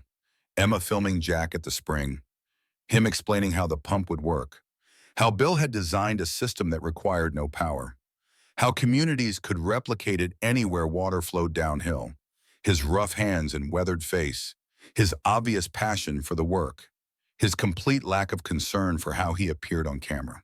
It resonated. Comments flooded in. Support from across the country. People sharing their own water bills. Their own frustrations with utility companies. Their own dreams of self-sufficiency. Money started appearing too. Small donations to a PayPal Emma had set up without Jack's knowledge. $5 here, $20 there. By May 20th, they had accumulated $12,000 in unsolicited contributions. When Jack found out, he was mortified. We can't take money from strangers for this. Why not? Emma showed him the comments. These people want to help. They believe in what you're building, what Bill designed. This isn't charity. This is movement funding. Movement. There was that word again. David Richter saw the videos too. Had to have. Because on May 23rd, he made his next move. Jack received notice that Richter Development LLC had filed a formal objection to the water system permits. The objection claimed three things. First, that the proposed extraction would negatively impact downstream water users. Second, that the system design did not meet state safety standards. Third, that the project constituted unauthorized public utility operation requiring additional licensure. Each claim was technical enough to sound legitimate while being vague enough to be hard to disprove. Each one would require response, documentation, possibly hearings. The approval timeline that had already stretched to 2 months now threatened to extend indefinitely. Maria called within an hour of Jack receiving the notice. This is all bullshit. Every word. But it's sophisticated bullshit. Richter hired good lawyers. Can we fight it? We are fighting it. I'm already drafting responses. The downstream impact claim is easiest to dismiss. Your spring doesn't feed the creek that crosses his property. Different watershed entirely. The safety standards claim requires we prove Bill's design meets code, which it does. The public utility claim is trickier, but I have precedence. How long? Best case? 3 weeks to file responses, 2 more weeks for the state to review. Then they either approve or schedule a hearing. We're looking at mid-June at the earliest, maybe July. Jack did the math. July meant starting construction in high summer. Racing to complete before fall weather made mountain work difficult. It meant the college students Emma had mentioned might not be available. It meant every delay made success less likely. That night, sitting on the cabin porch, Emma asked the question Jack had been avoiding. What if Richter keeps delaying? What if he drags this out for months, years? Then we wait. Jack kept his voice steady. Or we find another way. What other way? I don't know yet. But Bill spent 24 years on this. I'm not quitting after 4 months. Emma was quiet for a long moment. Dad, I've been thinking about something. Yeah? I could defer college. Take a gap year. Stay here and help you fight this. Document everything. Make the case public. Put pressure on Richter through media instead of just courts. Absolutely not. Jack turned to face her. Emma, you're not putting your life on hold for this? Why not? You did. You gave up everything to come here. That was different. I had nothing to give up. You have everything ahead of you. Or maybe I have the chance to be part of something that matters more than 4 years of lectures. Emma's voice was firm. I've learned more in 3 weeks here than I learned in a year of high school. Real work, real engineering, real purpose. That's worth more than any degree. Your mother will kill me if I let you do this. I'm not asking permission. I'm telling you my choice. They sat in silence, the weight of her decision settling between them. Finally, Jack spoke. You're sure? I'm sure. Then we do this together, and we do it right. The permits finally cleared on June 1st. Maria called with the news. Her voice carried equal parts relief and exhaustion. We're approved. Full construction authorization. The state dismissed all of Richter's objections. You can start building. Jack felt the news sink in after 3 months of preparation, of fighting, of delays and sabotage and legal battles. They could finally begin. Thank you, Maria, for everything. Thank Richter's incompetence. His lawyers overplayed their hand, made claims they couldn't back up. The state saw through it. But Jack, you need to understand something. What? This approval doesn't end his interference. It just changes the battlefield. Be ready for him to try something else. Men like Richter don't give up. They just get creative. She was right, of course. But in that moment, holding the approval papers, Jack allowed himself to hope, to believe that maybe, just maybe, they were going to pull this off. Emma was already on her phone, making calls. The Colorado State engineering students she had contacted weeks ago. Professor Chen, who taught their sustainable design class. Everyone who had expressed interest in helping when this was still theoretical. They're in, Emma said after an hour of rapid-fire conversations. 12 students, Professor Chen. They can start June 1st. That's tomorrow, Dad. We need to be ready. We're ready. Jack looked around the cabin, at the materials he had been staging all month, at the marked survey routes, at Bill's blueprints, laminated and ready. We've been ready. That night, Jack wrote in the journal he and Emma had created together, a digital document that had grown to 40 pages of technical notes and personal reflections. May 31st, 2024. Tomorrow we begin construction. 3 months since I found this place, since I found Bill's dream waiting to be finished. I've been sabotaged, threatened, delayed, but I'm still here, still standing, still believing. Emma is deferring college to work beside me. The students arrive tomorrow. The work begins. Whatever happens next, we're ready. Bill, Catherine, you're watching. I hope we make you proud. He closed the laptop, looked at Emma asleep in the cabin's second room, at the mountains dark against the stars, at the future taking shape from nothing but will and blueprints in belief that broken people could still build unbroken things. Tomorrow the real work began.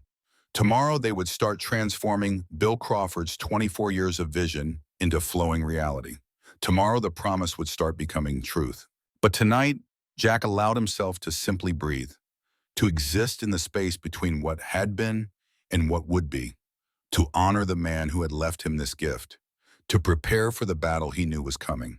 The spring flowed in the darkness, 200 gallons per minute, 12,000 years old, waiting, patient, eternal. And Jack Morrison, Morrison, broken builder turned waterkeeper, stood ready to give it purpose. June 1st arrived with the kind of morning that made promises feel possible. Clear sky, cool air.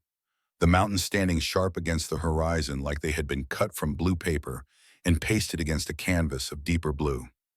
Jack stood on the cabin porch watching 3 vans navigate the rutted driveway. Behind them, a truck carrying equipment. The cavalry had arrived. Professor Chen emerged from the lead van, a woman in her 50s with gray-streaked hair pulled back in a practical ponytail. She wore hiking boots and cargo pants, and the confident bearing of someone who had spent decades teaching young people to think critically about the world. Behind her, 12 engineering students piled out. Young faces, eager energy, the kind of optimism that came from not yet knowing how hard the world could be. Jack felt suddenly old watching them. These kids were Emma's age, maybe younger. They moved with easy confidence, laughing, joking, hauling equipment like it weighed nothing. He remembered being that young, that certain, before life taught him that certainty was a luxury. Professor Chen approached with an extended hand and a smile that seemed genuine. Jack Morrison, I'm Linda Chen. We spoke on the phone. Jack shook her hand. Thank you for coming. I still can't believe you are willing to do this. Are you kidding? Linda's eyes lit up. A real-world hydraulic engineering project using sustainable principles? This is better than any classroom exercise I could design. My students are going to learn more in 3 months here than they would in a year of lectures. The students gathered around as Jack led them to the workshop. He had spent the previous week preparing, organizing materials, setting up workstations, creating a timeline on a massive whiteboard he had bought at the hardware store. Everything mapped out day by day for the next 12 weeks. When they descended into the workshop, the students fell silent. The space had been transformed. Bill's original tools still hung on the pegboards, but now they shared wall space with new equipment, surveying instruments, power tools, welding gear. The blueprints were enlarged and laminated, mounted on every available surface. The workbench held scale models Jack had built from cardboard and PVC scraps, visual representations of what they were about to construct. This is incredible, one student breathed, a tall kid with red hair and freckles. Is this all from the original designer? Jack nodded. Bill Crawford. He spent 24 years developing this system. We're going to spend 12 weeks building it. Professor Chen moved to the blueprints, studied them with the practiced eye of an expert. The math is elegant, really elegant. Ram pump theory is straightforward, but implementing it at this scale with this efficiency level? That's mastery. He was a Navy engineer, Jack said quietly. Fixed engines on destroyers for 26 years. Retired and spent the rest of his life trying to give people free water. The student has spread out, examining the plans, asking questions. Jack answered what he could. Professor Chen filled in the technical details he missed. Within an hour, they had divided into teams. Survey crew, excavation team, pipe fitters, concrete workers. Everyone had a role. Everyone understood the mission. That afternoon, they broke ground. Not on the pump station, not yet. First came the trench, 1.2 miles from the spring to the central distribution point, 6 feet deep to prevent freezing. Wide enough for the main supply line plus room to work. Frank Patterson arrived with his excavator, an old case backhoe that had seen better decades but still ran strong. Carlos Mendez brought his tractor and grading equipment. Between them and the students working with shovels and picks, the trench began to take shape. Jack worked alongside them. His body protested. 46-year-old muscles remembering what it meant to do hard physical labor dawn to dusk. His hands blistered. His back screamed. But there was something deeply satisfying about it. This wasn't building someone else's dream. This was building something that would outlast all of them. Emma called that evening. Jack sat on the porch, too exhausted to move, phone pressed to his ear. How's it going? She asked. Hard. Good. We started the trench today, made it about 200 yards. That's a lot in one day. Not when you need 6,400 yards total. But it's a start. Emma was quiet for a moment, then, I'm proud of you, Dad. Jack's throat tightened. Those 4 words.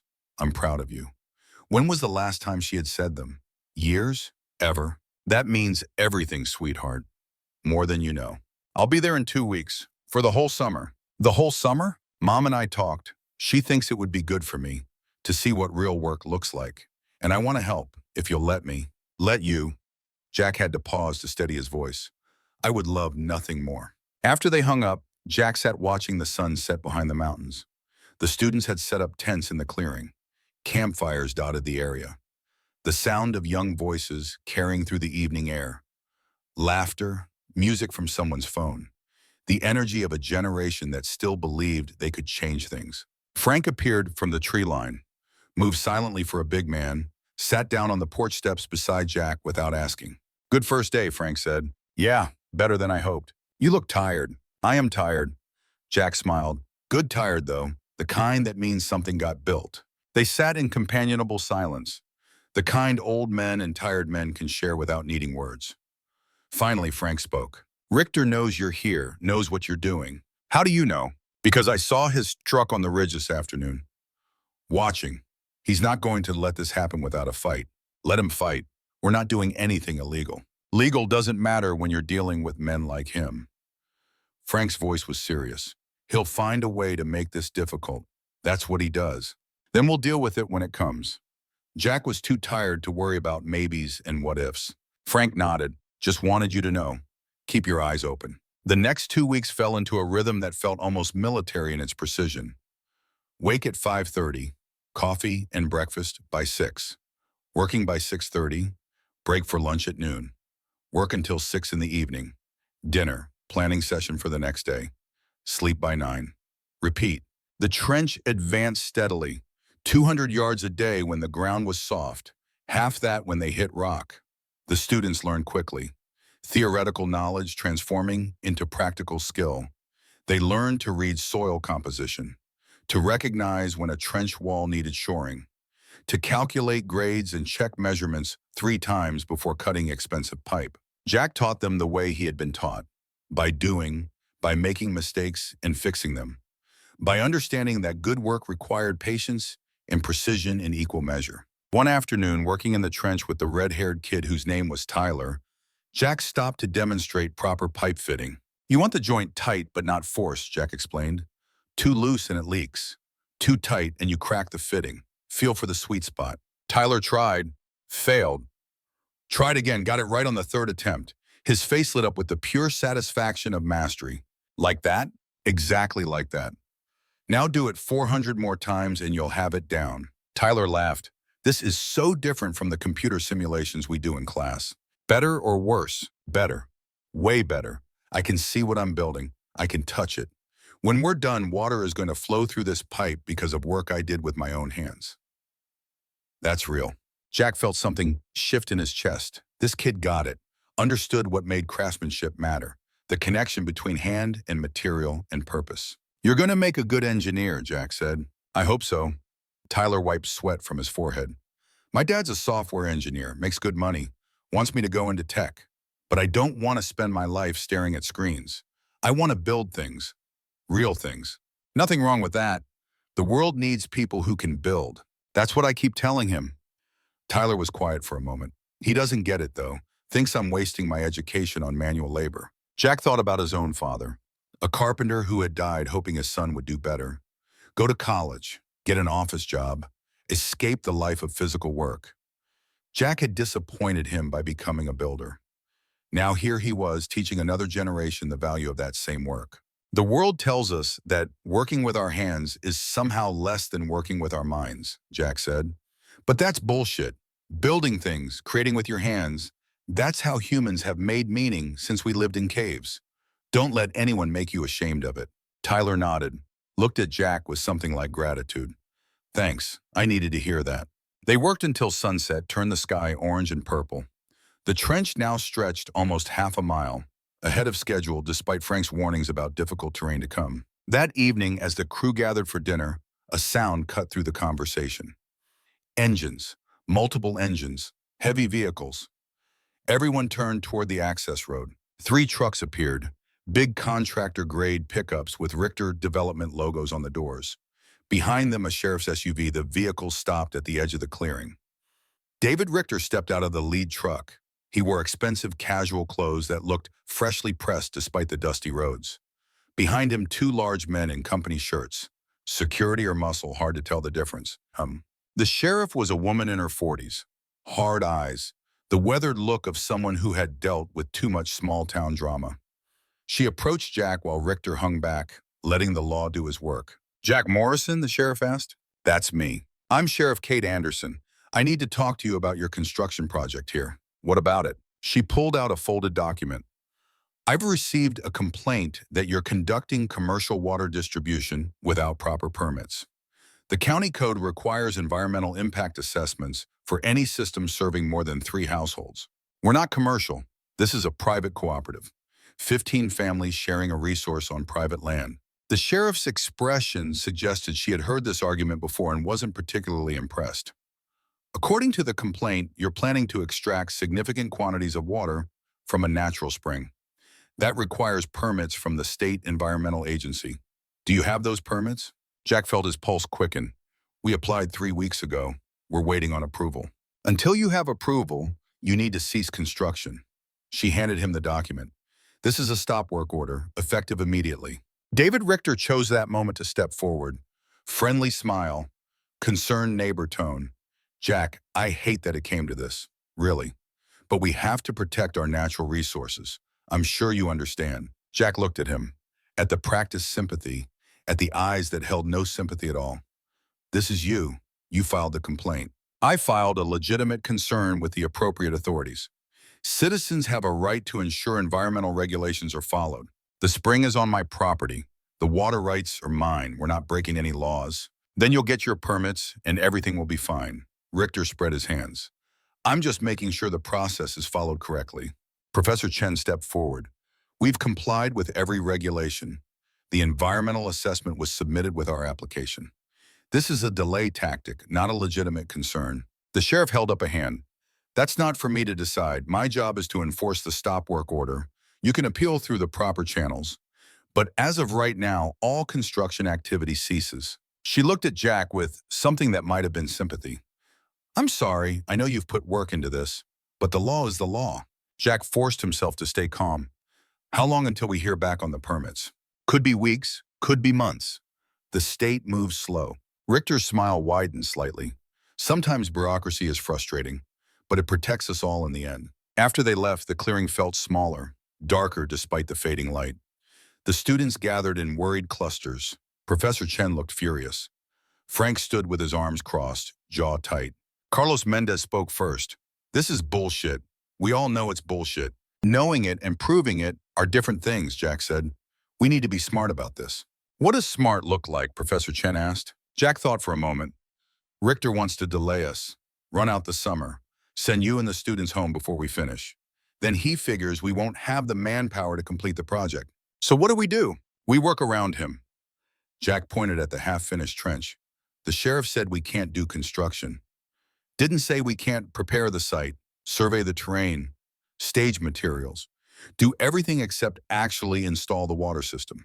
That's a hell of a loophole, one student said. It's what we've got. Jack looked around at the faces. Tired, but not defeated. Frustrated, but not broken. We keep working, just differently, and we fight the stop order through proper channels. That night, Jack called Maria Delgado. The lawyer answered on the second ring. I was expecting your call, she said. I heard about the stop order. How did you hear already? Small Valley. News travels. Maria's voice was calm. This is standard Richter tactics. File complaints. Use the bureaucracy as a weapon. The good news is the complaint is weak. The bad news is weak complaints still take time to resolve. How much time? If we push hard, 4 to 6 weeks minimum. Maybe longer if he files additional challenges. We don't have 6 weeks. The student is go back to school in August. Then we need to move faster. I'll file for an expedited hearing. Argue that the delay causes undue hardship. But Jack, you need to understand something. Richter has done this before.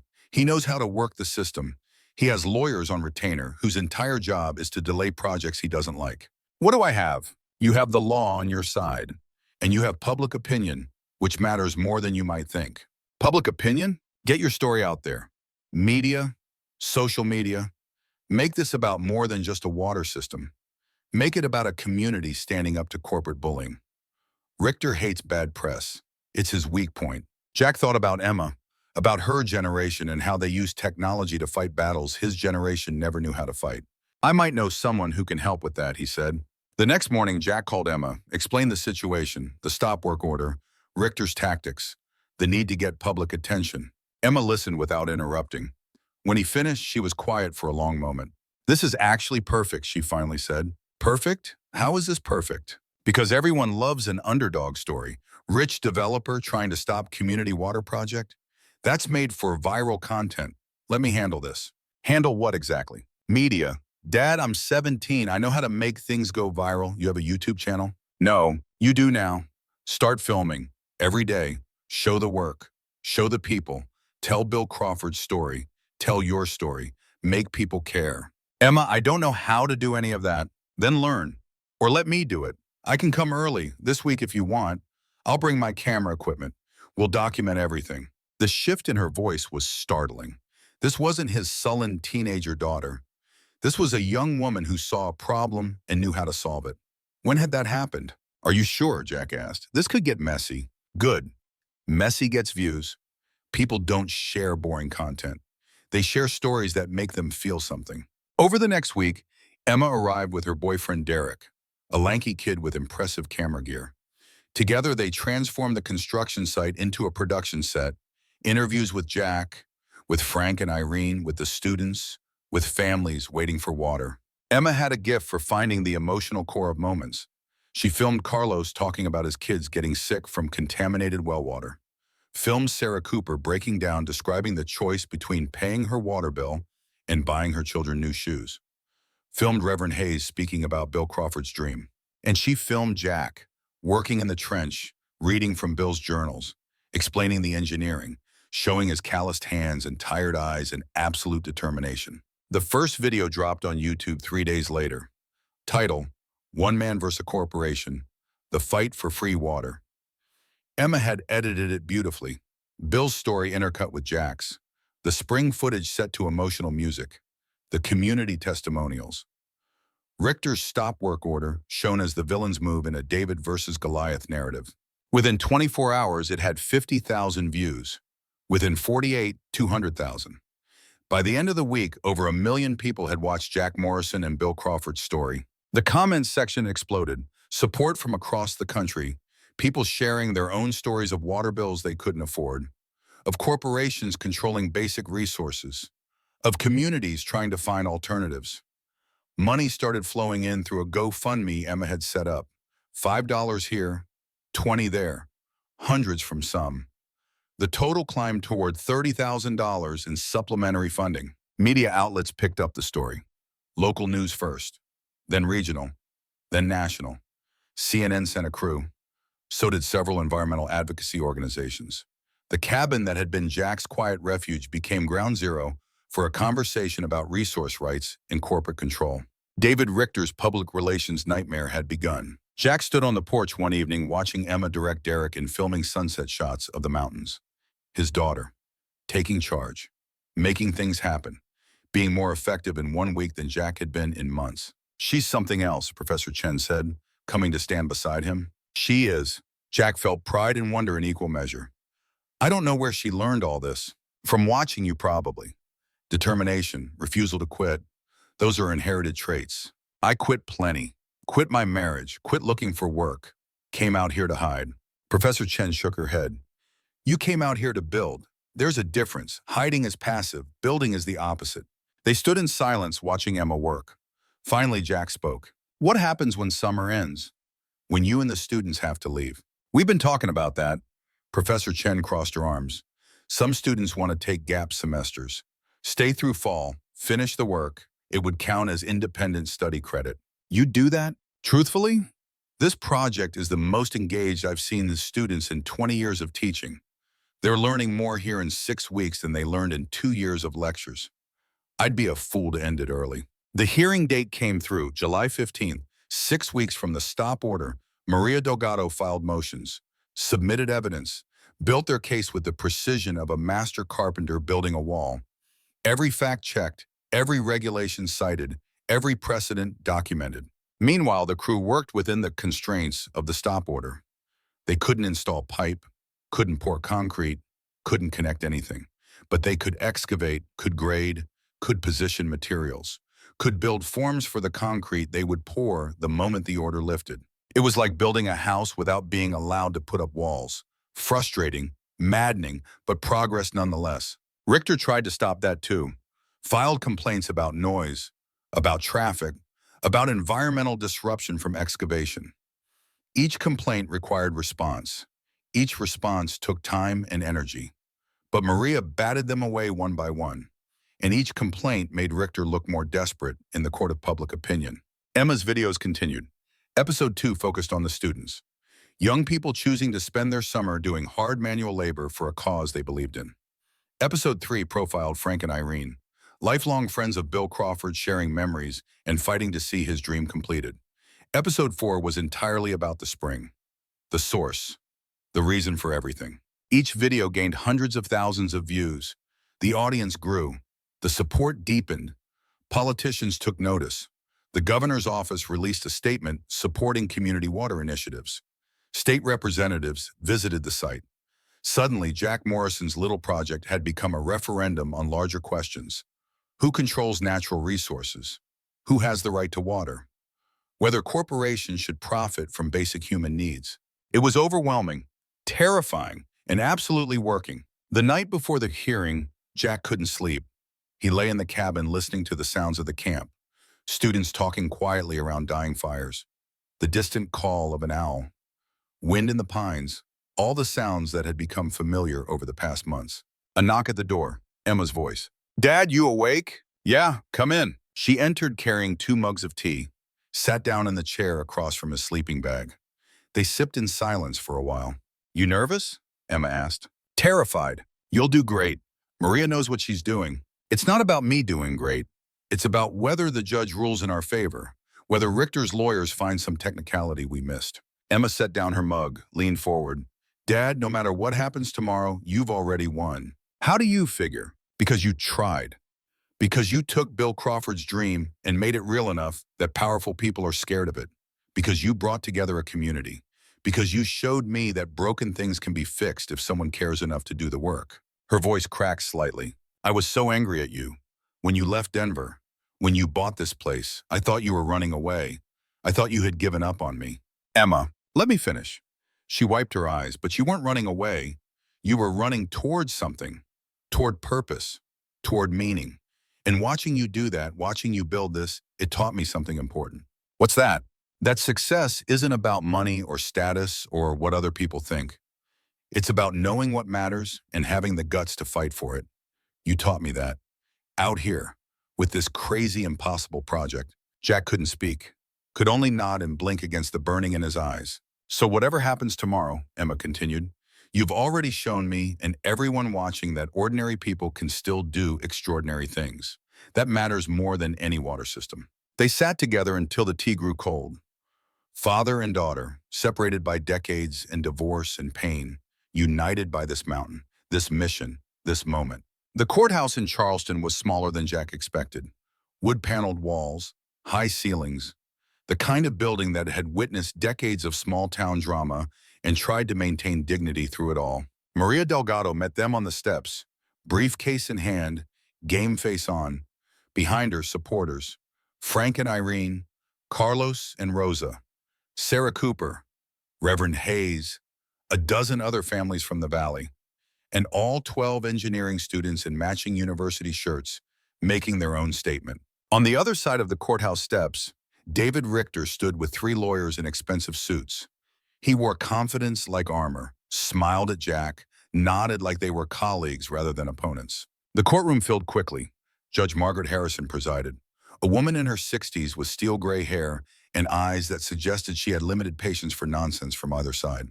The hearing began with opening statements. Richter's lead attorney was smooth, polished. He painted a picture of reckless construction threatening delicate ecosystems, of unqualified individuals attempting complex engineering without proper oversight, of the need for careful regulatory review before allowing such projects to proceed. Then Maria stood.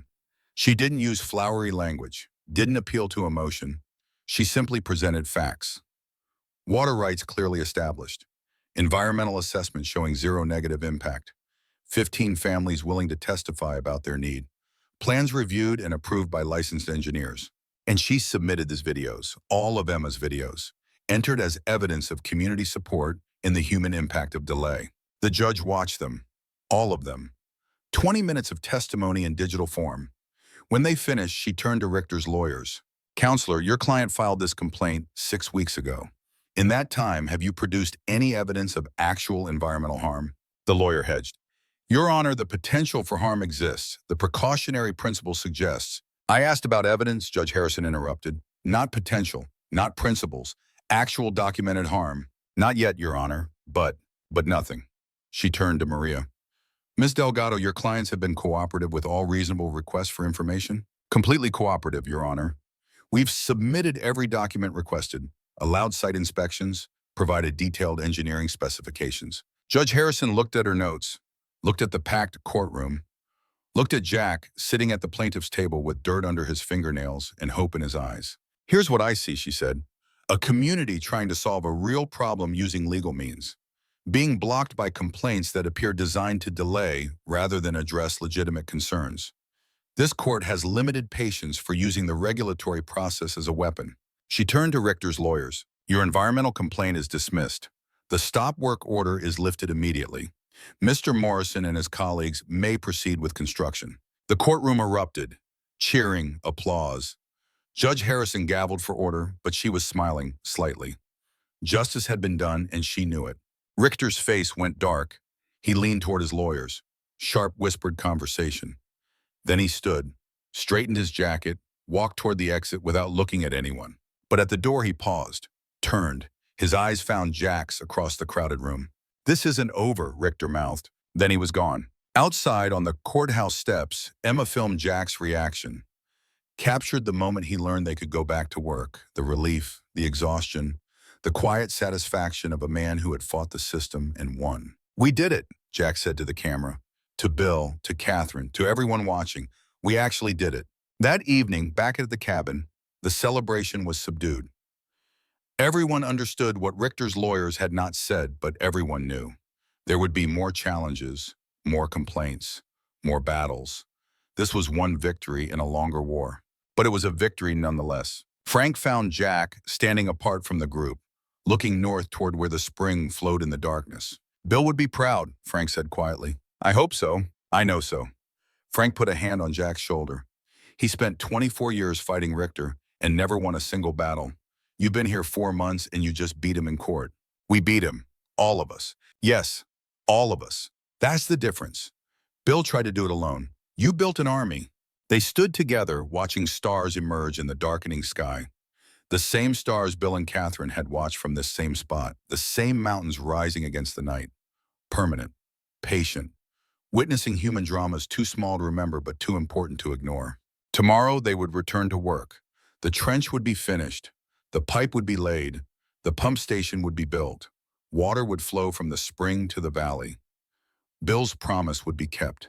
But tonight, Jack allowed himself to feel something he hadn't felt in years. Something that went beyond relief or satisfaction. Something that felt almost like peace. He had come to this mountain broken, desperate, with nothing to lose and nowhere else to go. He had found a dead man's dream and made it his own. Had built a community from strangers. Had reconnected with his daughter. Had proven that ordinary men with calloused hands could still change the world in small but meaningful ways. The Waterkeeper's legacy would continue, not because Jack Morrison was special, but because he had been willing to try, to keep promises made by better men, to believe that broken things could be fixed and broken people could be redeemed. In the workshop, Bill's tool belt hung on its peg, waiting for morning, waiting for hands that would strap it on and return to the work. The eternal work of building, of creating, of shaping the world into something a little better than it was. Jack touched the leather, worn smooth by decades of use, by Bill's hands, by his own, by whoever came next. The tools would outlast them all. The work would continue, the spring would flow. And somewhere in the darkness, if you believed in such things, two spirits watched, satisfied at last, their promise kept, their dream made real, their legacy secure in the hands of a stranger who had become family through the ancient bond of shared purpose. The mountains settled into night, the stars wheeled overhead, and in a small cabin in the West Virginia woods, a tired man slept the sleep of the justified. Tomorrow would bring new challenges, but tonight he had won. They had all won, and that was enough. The morning after the court victory arrived with fog so thick Jack could barely see the tree line from the cabin porch. The world had shrunk to a sphere of gray mist, maybe 50 feet in radius. Beyond that, nothing, just the white silence of clouds touching earth. He stood holding coffee that had gone lukewarm, watching shapes emerge from the fog. Students heading to breakfast. Frank's truck rumbling up the access road. The ordinary morning routines of people doing extraordinary work. The stop order was lifted. Today they could finish what they had started. Professor Chen appeared from the mist like a ghost materializing. She carried rolled blueprints under one arm and the kind of focused energy that suggested she had been awake for hours planning. The concrete truck arrives at 9, she said without preamble. We need the pump station foundation poured today. Tomorrow we start installing the ram pump assembly. If we stay on schedule, we can have water flowing by August 1st. August 1st. Jack turned the date over in his mind. 3 months ago, that had seemed impossible. Now it felt inevitable, like they had been moving toward this moment through channels already carved by time and purpose. The fog began to lift as morning progressed, the sun burning through in patches, revealing the transformed landscape. What had been forest and meadow 4 months ago was now a construction site. The trench cut its path from north to south like a surgical incision. Stacks of PVC pipe waited in neat rows. The excavation for the pump station gaped like an open mouth ready to be filled. The concrete truck arrived exactly at 9, a massive beast of a vehicle that looked absurd navigating the narrow mountain road. Behind it, a smaller truck carrying rebar and forms. Carlos directed them to the pump station site with the confidence of a man who had done this work all his life. Jack and the students spent the morning setting forms, tying rebar, checking measurements against Bill's specifications. The foundation had to be exact, level within a 1/16 of an inch, strong enough to support the pump assembly for decades. This was the base everything else would build from. No room for error. At noon, they poured 3.5 yards of concrete flowing into the forms. The students worked the mixture with vibrators to remove air pockets, smoothed the surface with floats and trowels, added wire mesh for crack control. By 2 in the afternoon, the foundation was complete, a perfect rectangle of gray concrete that would cure over the next 48 hours into something stronger than the stone it rested on. Jack stood looking at it as the crew cleaned tools and equipment. This foundation would outlast him, would outlast everyone working on this project. A century from now, people might wonder who built it, might never know the names, but the work would remain.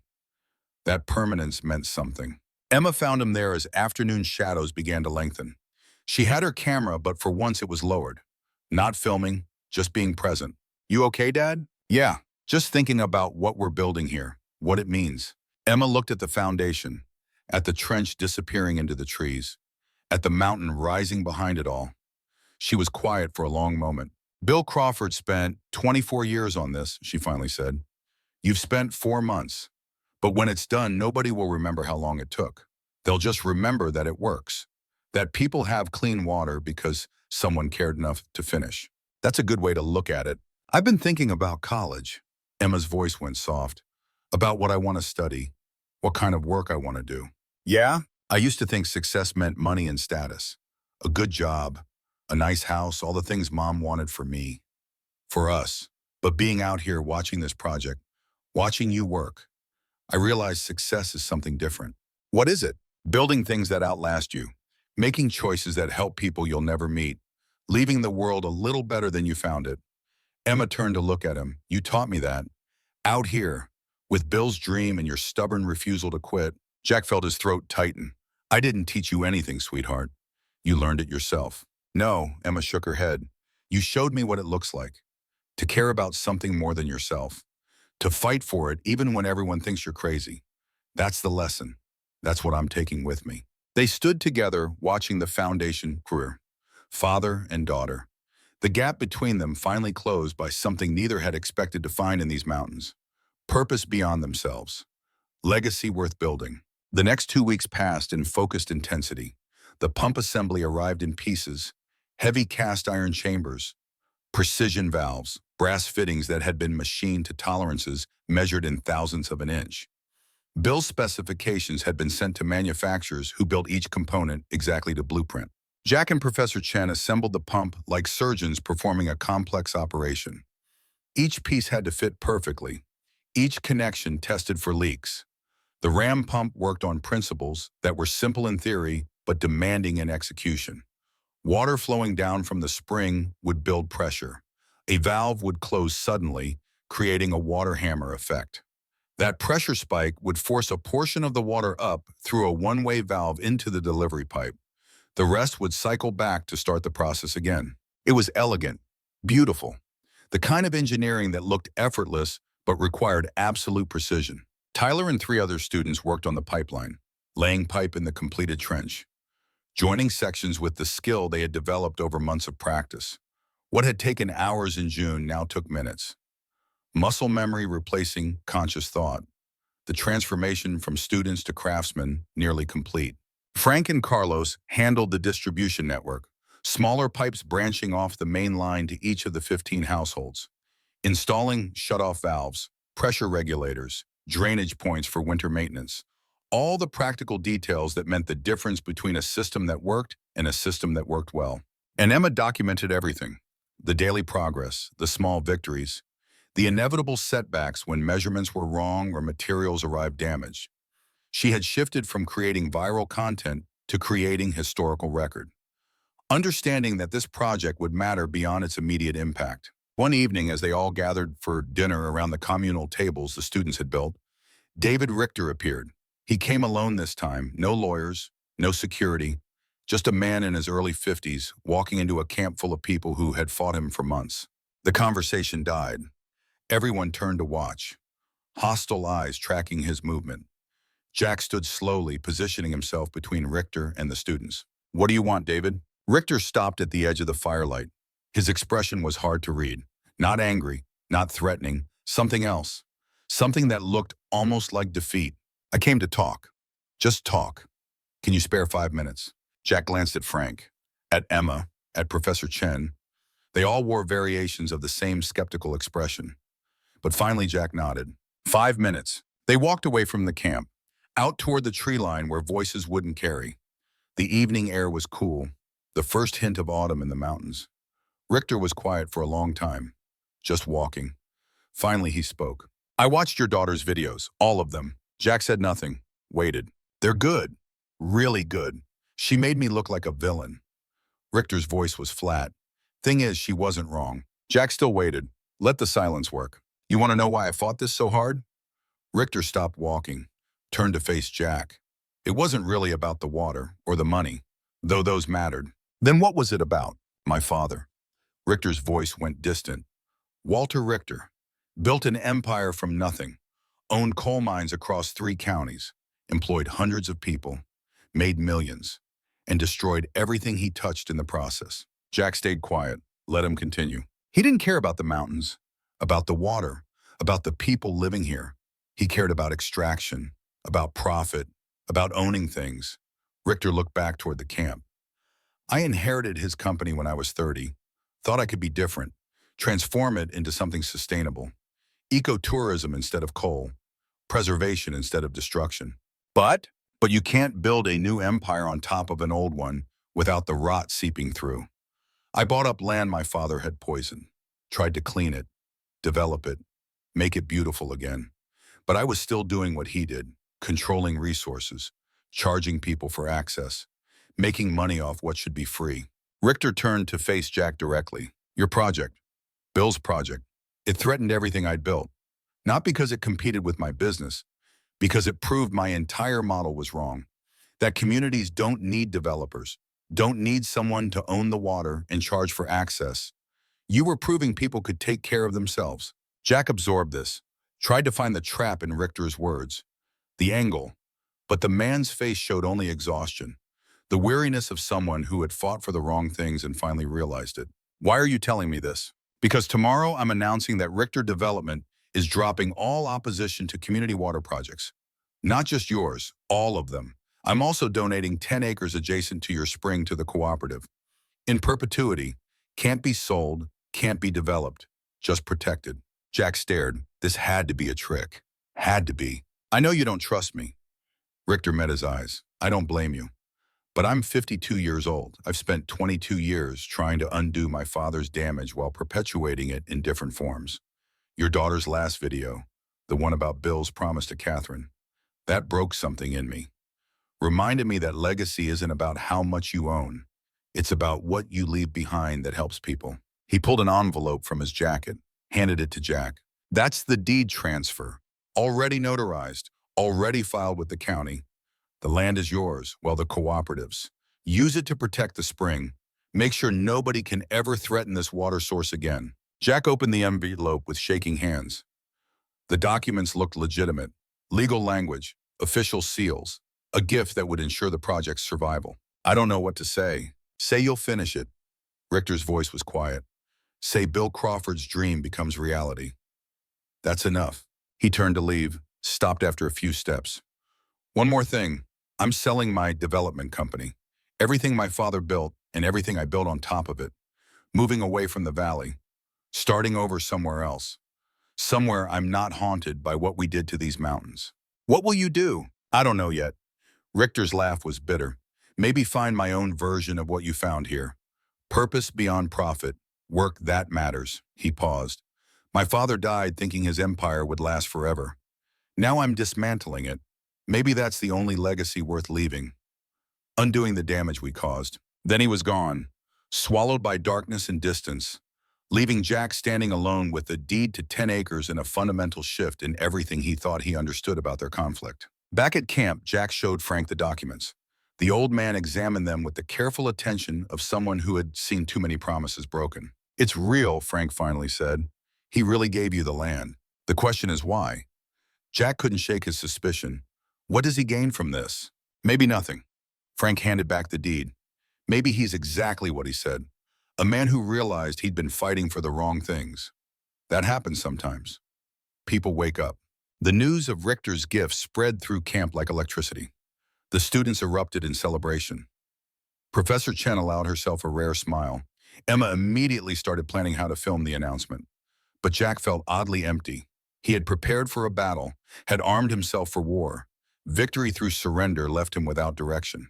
That night, he walked to the pump station alone. The foundation had cured perfectly. Tomorrow they would bolt down the pump assembly, begin the final connections, move toward completion. But instead of satisfaction, he felt something closer to grief. Frank found him there. The old man had an instinct for when solitude needed company. You're thinking about what comes next, Frank said. How did you know? Because I know the look. Bill had it too. When a project nears completion, the builder starts mourning.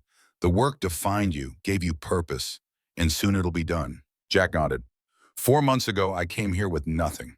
No job, no direction, no relationship with my daughter. This project gave me all of that. When it's finished, who am I? You're the man who finished what Bill started. That doesn't end when the water flows. Frank gestured at the mountains. This valley has dozens of communities, hundreds of families who could benefit from systems like this. You think Bill designed this for just 15 households? He designed it as proof of concept, as a model others could follow. I'm not an engineer, I'm just a carpenter who got lucky. Bill wasn't an engineer either. He was a Navy mechanic who taught himself. You're a builder who learned hydraulics. Same thing. Frank put a hand on Jack's shoulder. The work doesn't end, son. It just changes. You built the prototype. Now you teach others to build their own. The idea settled over Jack like a weight and a liberation simultaneously. This wasn't an ending. This was a beginning, the start of something that could spread beyond this mountain, beyond this valley. A movement built on the simple principle that basic human needs shouldn't be commodified. August 1st arrived with cloudless skies and air so clear the mountains looked close enough to touch. The entire valley seemed to hold its breath. Today the water would flow. Today Bill's 24-year promise would be kept. Jack woke before dawn. Couldn't sleep. He walked to the spring one final time. The path he had hiked dozens of times over the past months. Up through the forest, past familiar landmarks, to the source. The spring bubbled up exactly as it had the first time he saw it. Clear, cold, eternal. 200 gallons per minute flowing from stone and earth. 12,000 years old, waiting to be given purpose. He knelt beside the pool, touched the water, spoke to the ghosts he half believed were listening. Bill, Catherine, I did it. We did it. Your promise is kept. The water offered no response, just continued its endless flow. But Jack felt something, a presence maybe, or just the weight of completion settling into peace. Either way, it was enough. By 9 a.m., the crowd had gathered, over 200 people. The 15 families who would receive water, their extended families and friends, students and professors, media crews from 3 networks, state representatives, environmental activists, all drawn to witness something rare, the triumph of community over corporation. of persistence over power. Emma stood with her camera mounted on a tripod, recording everything. She had arranged for a live stream. Over 10,000 people watching online. Bill Crawford's story reaching audiences he could never have imagined. Frank and Irene stood beside the pump station, both wearing their best clothes, both looking older and more fragile than Jack had ever seen them. This moment belonged to them as much as anyone. They had kept Bill's memory alive, had believed when belief was hard. Professor Chen gave a brief speech about engineering and community, about the importance of sustainable systems, about students learning to build things that mattered. Tyler stood with his classmates, all of them visibly moved. This had become more than a class project. It had become the defining experience of their young lives. Jack spoke last. He had prepared notes but abandoned them, spoke from the heart instead. 4 months ago, I came to this mountain with nothing. I was broke, divorced, estranged from my daughter. I had given up on everything, including myself. He paused, gathering words. I bought this cabin from a dead man I'd never met, found his journals, his blueprints, his dream, and I made a choice to honor his work, to finish what he started. Not because I was qualified, not because I knew what I was doing, but because someone had to, because good work shouldn't die with the people who start it. He looked at Emma, at Frank, at the students and families and mountain witnesses. Bill Crawford spent 24 years designing this system. He did it because he loved his wife and made her a promise. He did it because he believed people deserved clean water without being exploited for it. He died before he could finish. But his work didn't die with him. It waited for someone to find it, to value it, to complete it. Jack's voice grew stronger. We stand here today because Bill Crawford believed in something larger than himself, because 15 families trusted a stranger to keep a dead man's promise, because students chose to spend their summer building instead of relaxing, because a community came together and said no to being powerless, no to accepting that corporations control basic resources, no to giving up. He walked to the main valve, the one that would start water flowing through the system. Emma zoomed in with her camera, the live stream audience growing by the second. This water has flowed from this mountain for 12,000 years. Today we give it purpose. Today we prove that ordinary people can do extraordinary things. Today we keep a promise made in love and finished in community. Jack turned the valve. For a moment, nothing.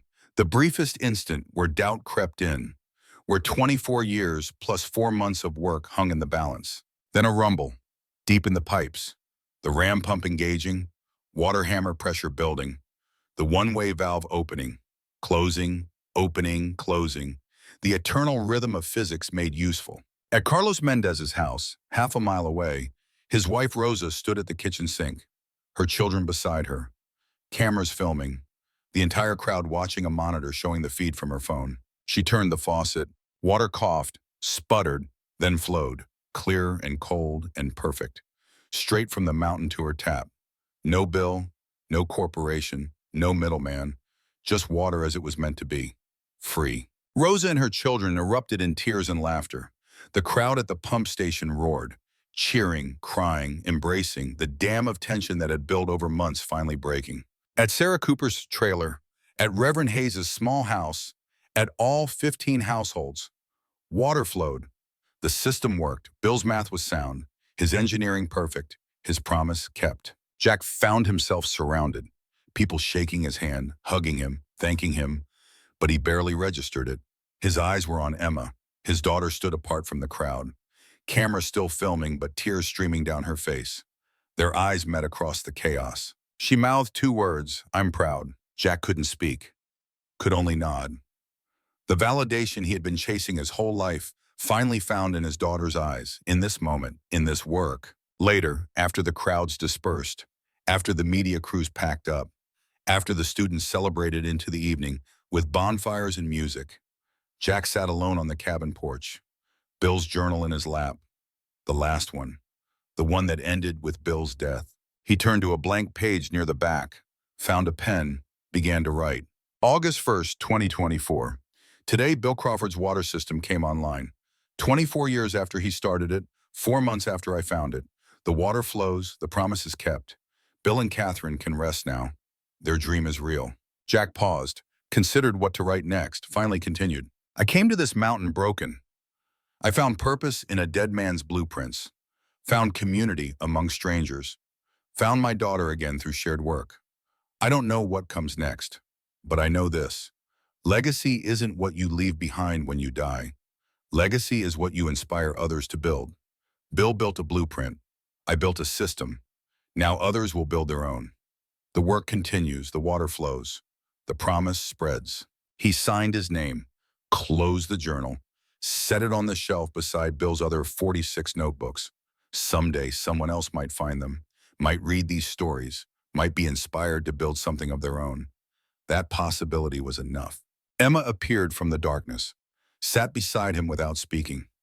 They watched stars emerge, the same stars Bill and Catherine had watched, the same mountains standing witness, the eternal things that made human struggles feel both insignificant and precious. I'm deferring college for a year, Emma said quietly. What? I want to stay, help you consult with other communities, document the spread of the project, make more videos, tell more stories. Emma, you should go to school, live your life. This is my life, Dad. She turned to look at him. 4 months ago, I was angry and lost and didn't know what mattered. Now I do. This matters. Helping people, building things that last, working with you. That's what I want. Your mother will kill me. Mom understands. We talked. She sees how I've changed, how happy I am doing real work. She supports it. Jack felt tears threaten again. When had his daughter become this person? This wise, purposeful young woman who understood what took him 46 years to learn. Okay, he said. We'll do it together. They sat in comfortable silence. Father and daughter, builder and documenter, keeper of the water and keeper of the story. Both necessary, both valued. The next morning, Jack woke to find a crowd gathered again. Not celebration this time, just people coming to see the pump station, to understand how it worked, to ask if similar systems could be built in their communities. Word had spread. Emma's videos had gone viral beyond anything they imagined. Millions of views, hundreds of communities reaching out, asking for help, asking for blueprints, asking if the dream could be replicated. Professor Chen approached with a proposal. Her university wanted to create a program, teaching students to design and build community water systems, using Bill's blueprints as the foundation. She wanted Jack to be involved, to teach what he had learned. Frank came with news that 3 neighboring valleys had already started planning their own systems. Using Bill's design as a template, they wanted Jack to consult, to help them avoid the mistakes he had made. The requests kept coming. More than one man could handle, more than one community could support. The idea was spreading like water finding its path, unstoppable once it started flowing. Jack stood in the workshop that evening, looking at Bill's tools, at the blueprints that had guided him, at the legacy that had chosen him when he had nothing left to lose. He pulled out a fresh notebook, opened to the first page, wrote, "The Waterkeeper's Manual, a Guide to Building Community Systems, by Bill Crawford, completed by Jack Morrison, to be used by everyone who believes water should be free." He would document everything, every lesson learned, every mistake made and corrected, every detail that might help the next builder. Bill had left him a blueprint. He would leave a textbook. The work had only just begun. 6 months later, Jack stood on a similar mountain in Kentucky, watching a different community break ground on their own system. Emma beside him filming, Frank consulting on the excavation, the pattern repeating, the legacy spreading. They had helped build or consult on 17 systems now, each one unique to its location, each one built by local hands using local materials, each one proving that Bill Crawford's vision was replicable, sustainable, revolutionary in its simplicity. Jack's phone rang. Karen, his ex-wife. They talked occasionally now, not about reconciliation, but about Emma, about the work, about the strange path life had taken. "I saw Emma's latest video," Karen said. "You two in Kentucky, building another system." "Yeah, community here has been working on it for 2 months. We're just here to help with the final installation." "Jack, I need to say something." Karen's voice was thick with emotion. "I was wrong. When you left for West Virginia, I thought you were running away, giving up. But you weren't. You were running toward the only thing that could save you. I didn't know that at the time. Maybe not. But you knew you needed something different, something real. And you found it." She paused. Emma found it too. "She's become someone I barely recognize. in the best possible way. You gave her that. This work gave her that. We gave it to each other. I'm proud of you. Karen said the words simply, without qualification.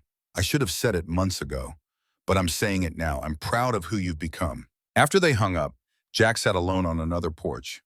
Different mountain, same stars, same eternal questions about meaning and legacy and what a life well lived looked like. Emma found him there, sat beside him with her camera off, just being his daughter. You okay, Dad?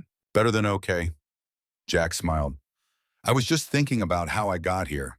All the failures, all the wrong turns, all the ways life broke me down, and how all of it was necessary to bring me to that cabin, to Bill's blueprints, to this work. You believe in fate? I believe in preparation meeting opportunity. I was prepared by failure. The opportunity was Bill's legacy. Together, they made something neither could have made alone. That's beautiful. Emma leaned against his shoulder. I'm stealing that for the next video. Steal away. They sat together as night deepened. And somewhere in the West Virginia mountains, water flowed through pipes Jack Morrison had laid with his own hands, flowed to families he would never meet, solving problems he would never witness. The work continuing in his absence. The legacy spreading beyond his control. That was how it should be. How Bill would have wanted it. How Catherine's promise was truly kept. Not by one system in one valley, but by an idea that refused to die, that found new hands, new mountains, new keepers. The water flowed. The work continued. The promise lived. And Jack Morrison, broken builder turned waterkeeper, found what he had been searching for his whole life without knowing. Not success measured in money, not validation from systems that no longer valued him, but purpose that outlasted him, community that sustained him, legacy that mattered. He had come to the mountains to escape. He had found himself instead. Found that broken men could still build unbroken things. That failure wasn't final. That the work of good people never truly ended. It just waited for new hands to continue it. The stars wheeled overhead. The mountains stood witness. And somewhere in the eternal now, where time stopped mattering, Bill Crawford and Catherine Crawford watched their promise spreading like water through stone, finding paths, serving need, giving life. Their work was finished and just beginning, forever flowing, forever free. The Waterkeeper's legacy lived on,